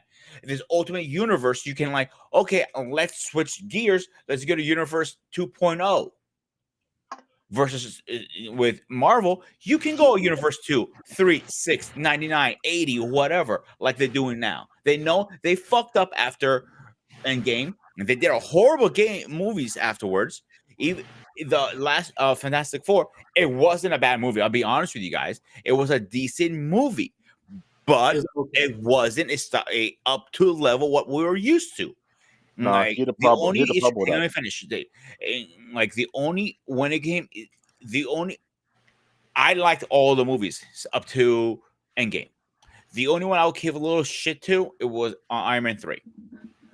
Now you can have the floor. Now, here where I'll explain why that was not going to work. The person who wrote the book and the script for the Star Wars franchise was one person only, George Lucas, correct? Yeah. Mhm.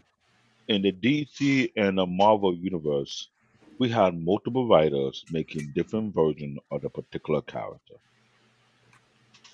So, if you're going to do a complete reboot, what you're asking for, based on your understanding, based on your perspective, is to do a version 2.0, is to rewrite the whole entire franchise. Now, Correct. who had the exact vision and time to do such a thing? Who would consider be, like Mr. Bennett said, as a successor? Because George Lucas built it on his own, and that vision, according to the book, the material, unless you find someone who have, I don't know, 3 years of their time to read through everything and trying to rewrite and rebuild a newer version of that, I wish that person the very best of luck. Because when you're not the original creator of that particular vision, and you say, let's do a version 2.0, you're repeating what Marvel and DC is suffering from. A Well, downside of creativity. Because when you try to do multiple versions of a franchise, it gets, we always say, too many chiefs, no Indian. Not only did it get Make stale, the David, disco. it was this thing called what is the word I'm looking for? When you put they get shit. I'm trying to remember the name of it now. Fatigue. But who will rewrite everything from start to finish what Joe Lucas created? This is not no simple task. And This is I'm why I agreeing with you with said. that one. It never This is is why simple. I said. You do a hard reboot, you got to do a whole new cast of characters to start from the beginning again. Mhm. Instead But of real quick, rewriting, David, let me instead of come in rewriting. real quick. Go ahead. Let me Go come ahead. into what you're saying, because this is what I'm saying, right? Cause let me add this point, because it looks like this is how we're divided on, right? Because on one hand, for you guys, you're gonna say no hard reboot, because that's just like a waste. Where David said go for a reboot. Here's my balance, because even if you were to take the lather of the movies and or TV shows off and strip them off and say, okay, let's put a 2.0 from the guys that actually already played the movie, all the characters, are they willing to come back? That's one thing. Because my things at this point, if they're not willing to come back, or pick and choose, however it is, based upon timing, whatever other deals they have, however it is, right? If they're not willing to come back, you already fuck on that point. I'm not saying that they won't, though. Go ahead. So one thing, the Mark Hub or Harold, whatever his name is, he probably will come back. He loves Star Wars IPs to do them. Come Now, back and do what? No, I'm saying, because towards the point of wherever you would say you would rip off a majority of the work that just was not Jordan Lucas, that tell off or whatever point, right? If you strip that off, for those characters that would come back and play those re-rolls and re-roll a different story under Jordan Lucas, if the project would be took back by him, I'm saying, okay, you said you would do a soft reboot. Okay, if you did the soft reboot, would those characters come back to reiterate what was trying to be pushed out? And that's why these guys are in their 70s. I mean, what are you talking about? Doing the de-aging, the CGI stuff, and No, I'm just saying, with the characters that were in there, would they come back? Because if not, then that's where I'm sitting here saying I would hit the hard reboot. Because if they're not, then you already missed out on characters like that, and then you bring in some new ones. Harris Force, he hated his role as with Han Solo. That's why when he came back, he says, "The only way I'm doing this if you kill me off." Well, and so he's out. With Leia, Leia, he didn't want to be in he didn't want to be in Return of the Jedi, so he was. No, he fucking hated the IP completely. Yeah. Like obviously, Princess Leia passed away. He didn't want to be there. No, he hated it. No, that's why. No, the original in Empire Strikes Back, the original thing was he wanted to be killed off. He did not want to do anymore. Because also keep in mind at that time, he was going to another franchise. Raiders of the Lost Ark came out in '81, and that was so he wanted his character to kill Star off. Wars like he did his 2 movies, and he wanted to be out. But then with the success, they brought him back for 1 more. Okay, yeah, that's fine. That's no problem. But that did prove my point. So 2 out of 3 actors won't come back. Now with and I'll back up Paul. They are up there in age. They're gonna have. But that's my. But that goes back to what we're saying. That's what I'm saying. Like if those actors that didn't want to be quote unquote were to come back, my whole point is just look at that, because the time that's been off and them being in play, they already up in age. Because think about it. Let me give a perfect example. When they did Bad Boys, Bad Boy 1, Bad Boy 2, and the last 2 Bad Boys, you see the gap between the year they do these movies? That's a different franchise. You're talking about a whole different IP now. I hear the different franchise. I want you to understand something. I'm looking from a creative standpoint of if I want to be a producer or a director. Ageism matter. You're dealing with cast. When you want to do a soft reboot on a particular role, as you were saying before, the question you gotta ask, based on the roster of character of that particular whatever part of the movie or whatever part of the franchise want to rehash, if they're not available, you are screwed. The only person, like I said, who's willing to come back is Mark, who played Luke Skywalker, because he still like loves the character. I'm sorry, one person, and he's like 75. Yeah, I'm not disagreeing one bit. You're 100% right, Paul. He's up there in age, but he still likes going out dressing up as Oh, no Skywalker. question. No, he I mean, embraces. look, and I would be perfectly fine if he came back. Fine, I have no problem with him coming back and he trained the next Jedi or something. That's cool. But that's the point. And you only saying one character. What about the rest of them? Like literally, this is what If you go back and read the original books, Ben was actually Luke's first son, not Leia's and Solo's. And this is why I said what I said, that a hard boot is required. Because there is no point from a creator point of view, from a producer point of view, from a director point of view, to rely on old actors to rehash certain characters again when the time have already passed.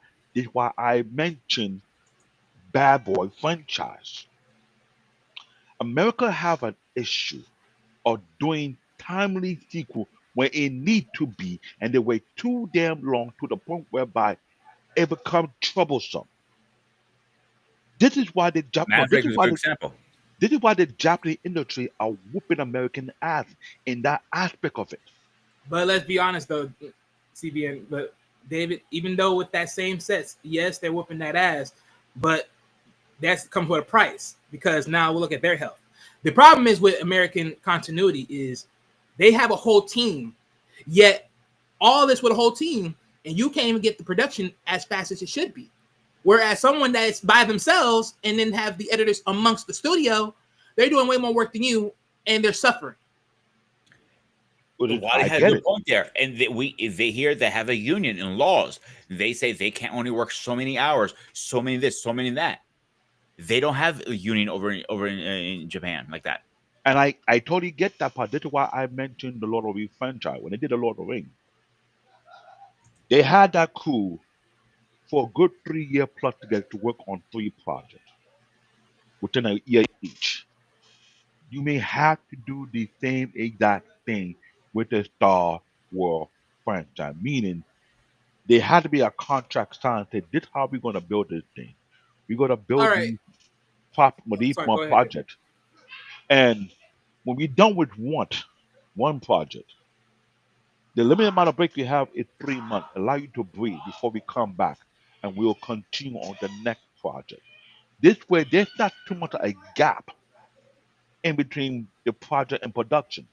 When the first movie comes out, the next movie should come out in less than 2 years, and do the same thing with the next movie and the next. Because by the time you finish all the projects, y'all taking a break, y'all chilling, y'all relaxing. And all you do what needed is go out there to promote the movie, while the first 2 is racking up the pay to cover for everything, and you keep doing that way. This way, no one missed a beat, and that franchise do what needs to be done. I get about the working of hour and time and union, but when you negotiate a proper contract, and like Mr. Bennett said, you make a proper investment, you end up producing great movie. Lord of the Rings was racking a lot of money when they did those 3 projects, and they did it timely. I mean, I'll say this is one thing I want to say because I actually want to pivot the conversation a little bit different. But one thing I will say this, right? Timing matters? Of course it does. But how it matters and how you do it is also another contingency that you have to put out. Because again, I'm not saying just because, one of this, movie number 1 hit, we got to get back out there. No, slow your roll, slow your pace. Make sure you make it make sense first before you put it out there. Because the moment you don't, it just sucks. So I understand, especially from a standpoint of watching anime and respecting what they do and knowing that the creators are dying because they're literally losing their lives on their whole health. Like, I'm not rushing nobody to do nothing. But what I am going to sit here and say is, don't make me wait like almost at a glance, 10 years. like 4+ years. Or at a 10 glance. years. For a new movie story. Because it sort of seemed like that at that point, it's like you wasn't really thinking about it at all. Like, you're really just throwing that away. That's one thing Marvel did really well. I'm sorry to cut you off, Wally, but Marvel did well when Marvel was running the MCU. they Chris Evans signed up for multiple movies. I think he's, if I remember correctly, 3 Captain America and about 4 or 5 Avengers or whatever it was. He signed up for multiple roles, so he knew the time limit. They had to hit that time limit no matter what, because the contract said that when he signed up for it. And they would break in Well, between yeah. without a will, without trying to say the same thing Yeah. happened with Lord of the Rings. They I'm were not breaking disagreeing in with that, between. David. Right, but hold on. But let me try it back though, because the main point of why I'm saying timelines, because again, timelines, they work how they work. It is what it is. Because my thing is with Star Wars, because I ain't gonna lie, because a lot of people can, because the way Star Wars worked, honestly, because the way how they set it up, that was like present, back, and then slide it forward. So they did that in a nice, unique way of time skipping, like back, forth, and present timeline. So they did it well to the point that they showed it off in a very convincing way. My thing was with it is that was done well, and I'm cool with that, right? But now, from standpoint, because this is where I want to sort of shift it a little bit, because it's like, because this is my thing, right? And I said this before about even when you're a creator and you give away your work, or you sign away your work, did you even knew what was intended for your work after you give it away?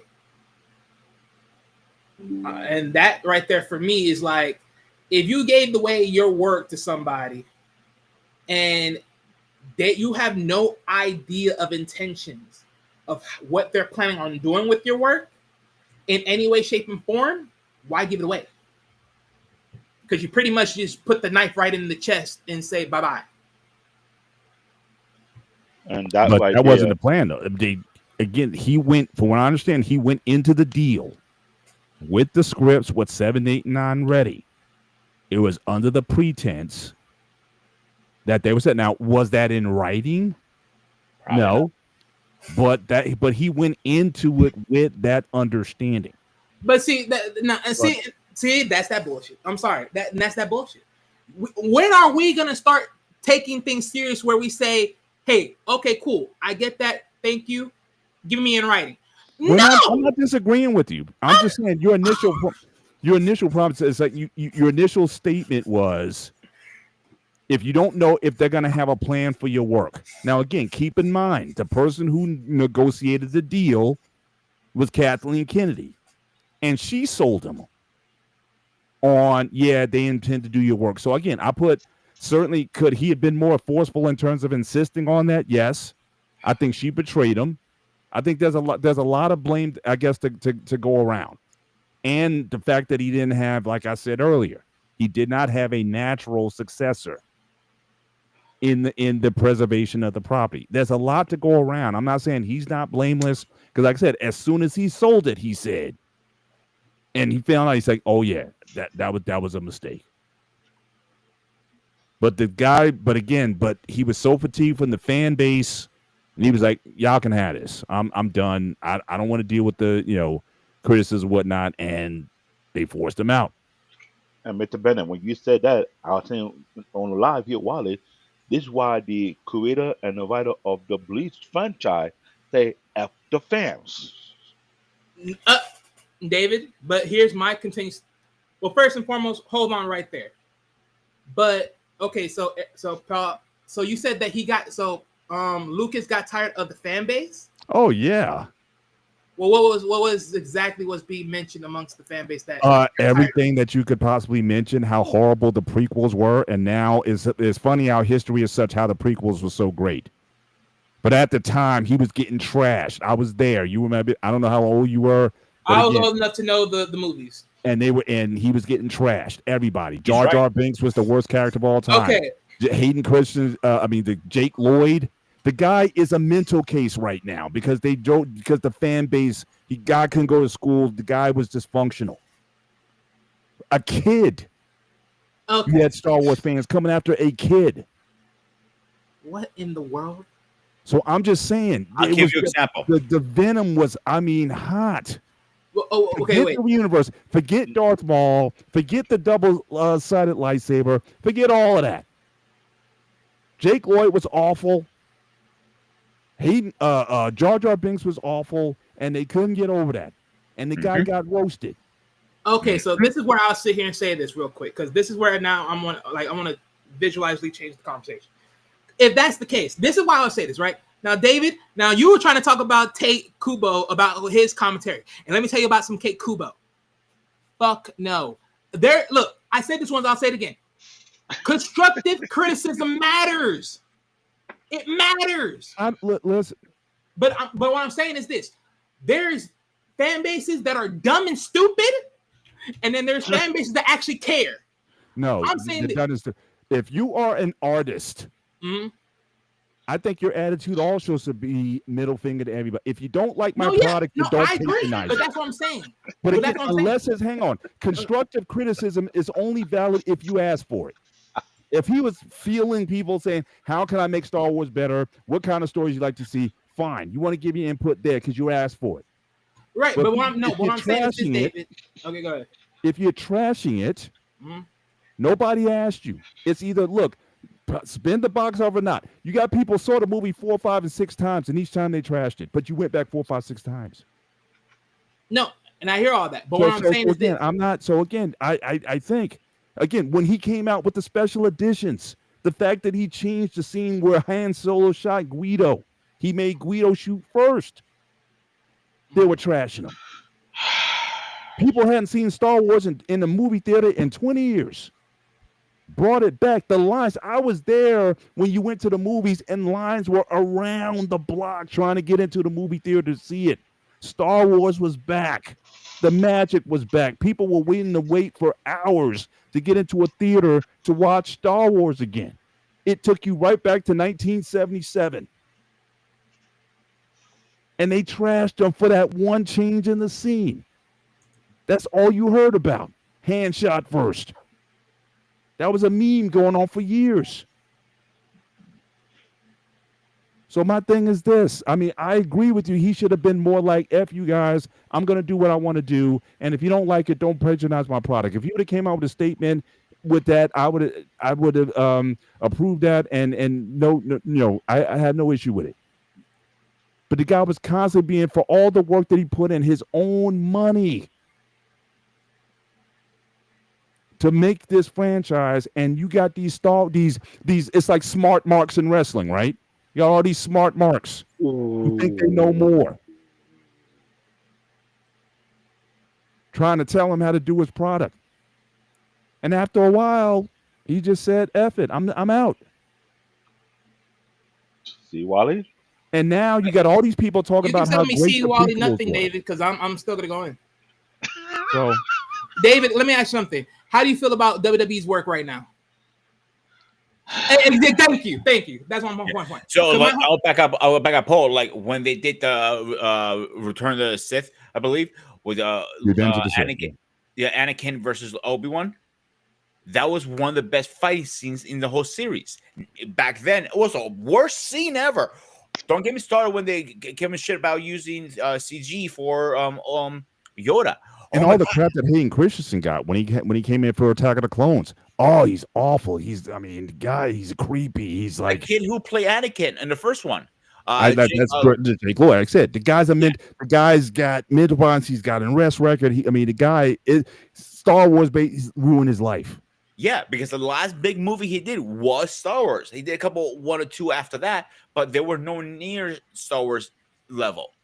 Now, let me tell you this to Wally. Hold on, no, pause, because I need to talk. I've been hearing y'all. Let him flow, David. But right now, okay, so watch this. Let me give you the big screen. Give him the big screen. I don't need the big screen. Here's my example. I want to throw the example. How do you feel about the Green Goblin in Spider-Man's first movie? About this costume? I think it was horrible. You think it was horrible? Yeah. Anybody? Oh. I didn't have a problem with it. Okay. David, what was your problem? And I thought, as far as the guy who played Green Goblin, Willem Dafoe. Mm-hmm. No, I like Willem Dafoe, but just the costume. I think it was kind of horrible. Okay. I heard a lot of people talk about the costume. I never heard it to this degree, but maybe because, social media wasn't out yet. But here's my thing, right? Everyone was like, they trashed it. I've started hearing commentations that they didn't like the costume and everything. Okay, so you want to have a goblin from a TV series or from the comics that you've seen have a nice costume with the rags, with all this and everything else. All right, great. I didn't see nothing wrong with the goblin suit. Yeah. If you told me, look at a mystical creature of a goblin, and you give me that creature and you give me that thing, that looks good to me. Because again, how are you going to get the mutation? If that's the case, truthfully, the actual costume, give me the mutational visual of a person like that. You got a bodysuit. That's fine with me, personally. Especially knowing that he was made, this was all made of an idea of what? Of military grade status? Yeah. Mm-hmm. Okay.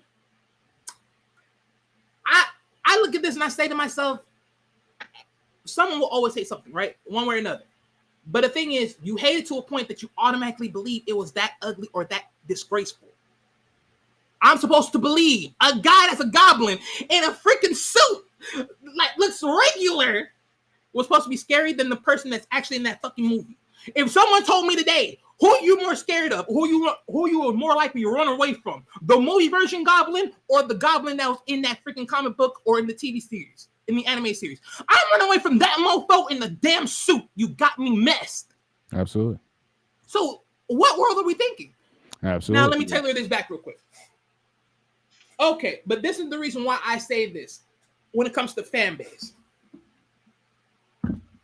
For me, and this is my visual, I'll live with it, I don't care. But to a level of degree, I'm seeing the fan base talk about my work. And there are people that will trash it, and there are people that will say, I was wondering why you didn't went this way, or whatever. So, okay, fine. There's going to be a degree of people that I listen to that's going to trash it and be whatever. Throw that in the trash. I don't care nothing about you. Then there's going to be people wondering, well, why you didn't went this way or that way, or you went this path. You know what? I would be humble enough to listen to that because only for one reason only. If you're asking why I didn't went this direction, here's the reason why I didn't went this direction, why I'm not telling this story from this point from right now. And I would explain that. Why? Because I have a fair nicetyhood to the fan base that's looking at my work. Because again, at the end of the damn day, I don't care what no one say, including Tate. You do not have your work without the freaking people watching your work. So your success is nothing without the people. Ooh. I don't give a fuck. And he's right. And if you tell me it's able to happen without us, I'll kill TV for my life because you got me fucked up. Rappers can't be rappers without the people buying their CDs and listening to them. You don't have no credibility without the people listening to you. You don't got nothing. So how the hell do you have the work or you have some type of popularity without people actually watching your work? You do not create box offices without people buying the tickets. You can watch the work, Wally. But to try to tell me how to do my work, oh no. I'm not trying to, no, but that's the thing. I'm not trying to tell you how to do your work. Yes, you are. I mean, and I'm saying the Star Wars fan, yes, they were. They were. But I'm not. I'm curious. I'm saying, as someone that took time to listen to your work and everything else, for instance, when it comes to anime, when we talk about anime, I would question why they didn't did this or why they didn't came here or why they didn't pick this story. That's what I would ask. But I'm not going to tell you where to go with it. I'm just asking why you didn't explain this part or why this wasn't. You said you asked the question. You didn't say it sucked. But that's what I'm saying. That's what I'm saying. For that fan base side, I would throw that in the trash and not listen to it because it's millions of people. You don't know how much that is. But that's what I'm saying. But Paul, I'm saying there has to be a level set where we have to realize there is shit talkers and then there's actually people that care. Who are the people that care? Focus on them. Fuck the shit talkers. Because the shit talkers gonna keep on talking, but the shit talkers are still watching your work. Let them hate in peace. I'd be very interested if you had that. If you get in bags of hundreds of thousands of fan mail every day talking about how awful the product is. I would be right there looking at it like next, next. I'll swing it left and right all day because it's trash to me. If I can tell what you're saying is not potent, not really respecting or literally even trying to stand on the continuity of what I'm building, I won't listen to you. But if you are someone that's curious of the continuity and why I went this direction, I would actually question out your question. I'll give you that thought process why I went this way, so you have an understanding. And I'm sure he's done that. But you know, all those Star Wars conventions, which I'm sure he went at, all those Q&A panels, which all these people are at, you got an opportunity for a person like yourself to go up and ask a question, which he addressed. And But that's when you talk about Jake Lloyd sucks, Hayden Christensen sucks, Jar Jar Binks sucks, George Lucas has lost his mojo. He needs to get out of Star Wars because he doesn't know what he's doing. When and those that's what I voices said. get loud, Let alone. and God forbid if there was social media back then, imagine. Because again, the guy with the loudest megaphone oftentimes gets the smoke. It doesn't matter how much praise you get. The guy with the biggest microphone, he usually gets a lot of that. Thank goodness he didn't have social media. Otherwise, he might have sold his company years later. We might not have gotten Eventually, it gets to the anybody, prequels. Paul. I'm backing you up on that. But let's start getting our final thoughts. Paul, you go first. Dave second, and Water last. This has been lovely tonight. I haven't gotten my dander up since the movie versus book discussion.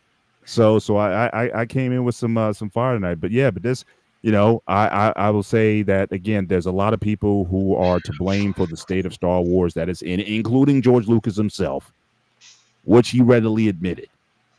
But again, Star Wars will never be Star Wars again unless George Lucas is involved. His work, his material, his ideas.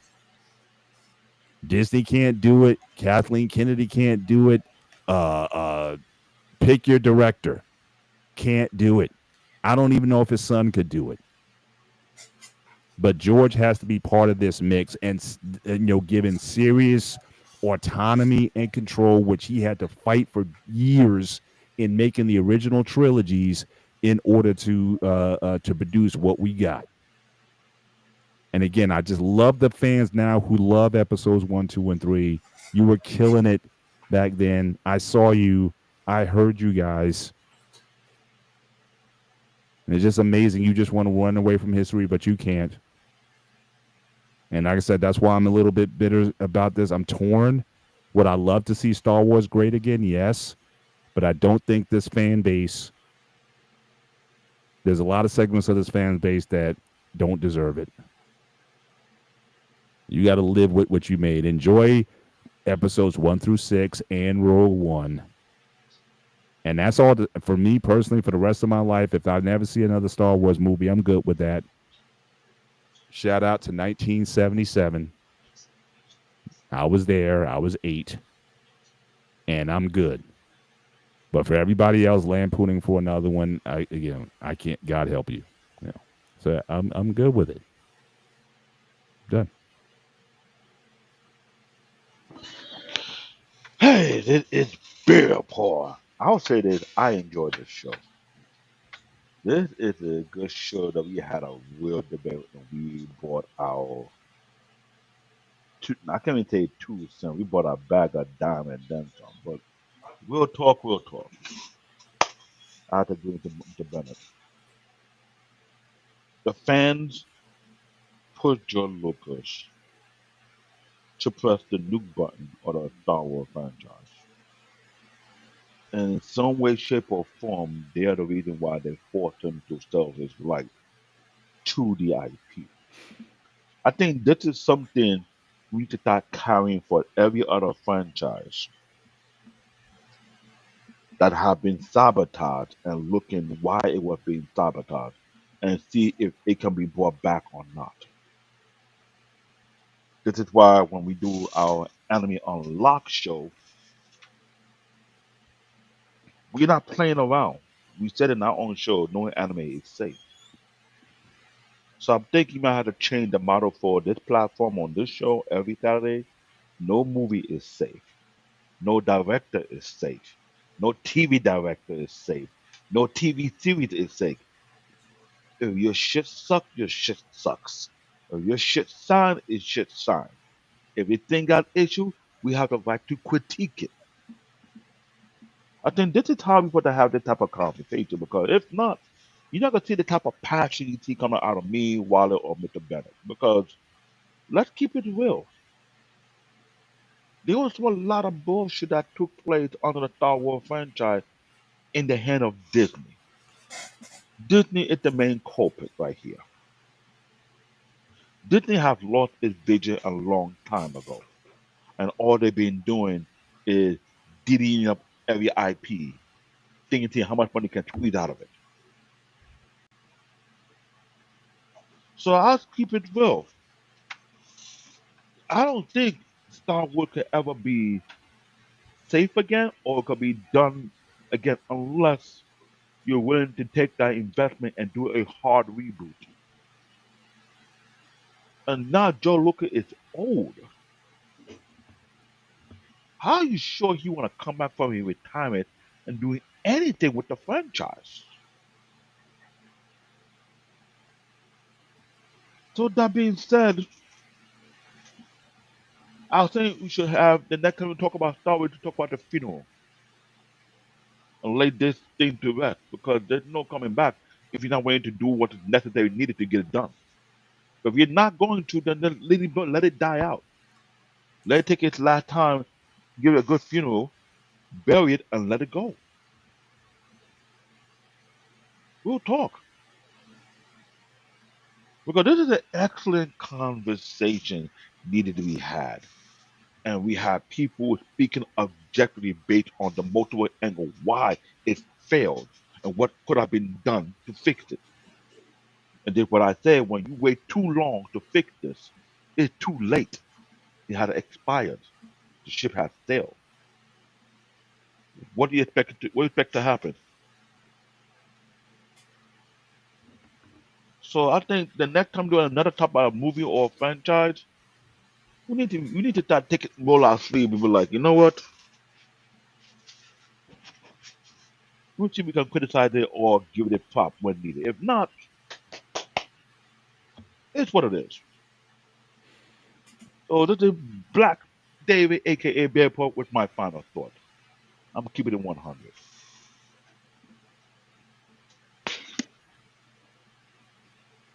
Uh, ladies and gentlemen of the corn, all the Spartans out there, I stand with a very strong shield and sword when I sit here and say this once, and I always say this once.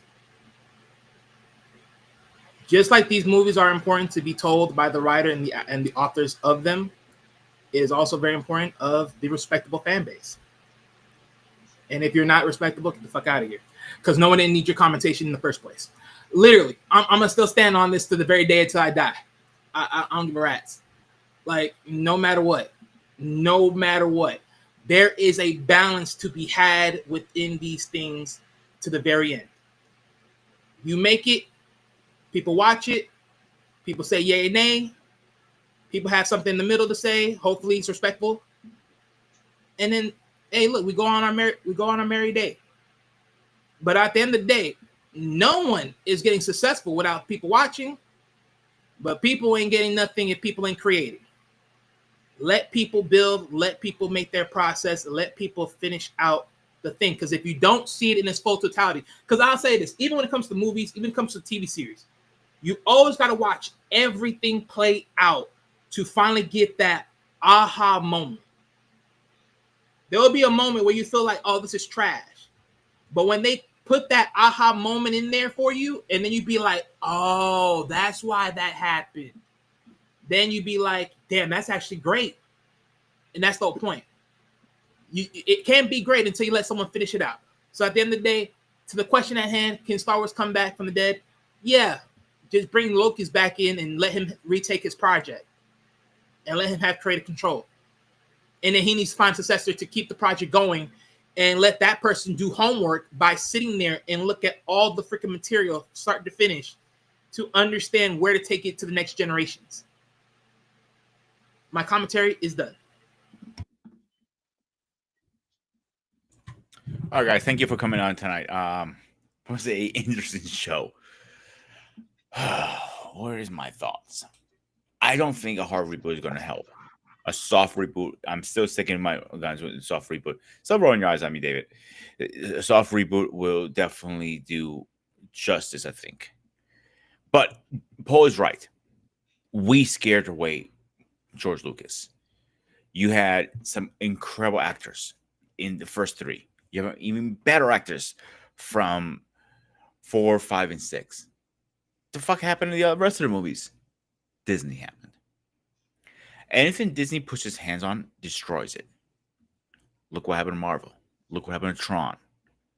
Look what happened to Pirates of the Caribbean. Anything they touch destroy it. So let's do a quick schedule update, guys. Where are we? So tomorrow in Gray Area, should be a call-in show, I'm not mistaken. And let's do, where are we? Okay, so on Tuesday, we're talking about dating 2025. Why it's so hard? Yes, David, you're going to be there for this one. And Sean is definitely going to have a show, and you guys are having rank the top anime creators on Friday. Oh, Paul, what you got, what's the show topic this week? You guys need to give that to me. Again, I got to give a coach because with his schedule and whatnot. So again, I think the genesis would be we may have a part 2 of your That's fine. being a martial arts Catch instructor Flash show comment in the chat. until Shout out to Jedi What's that? Mike. Yep.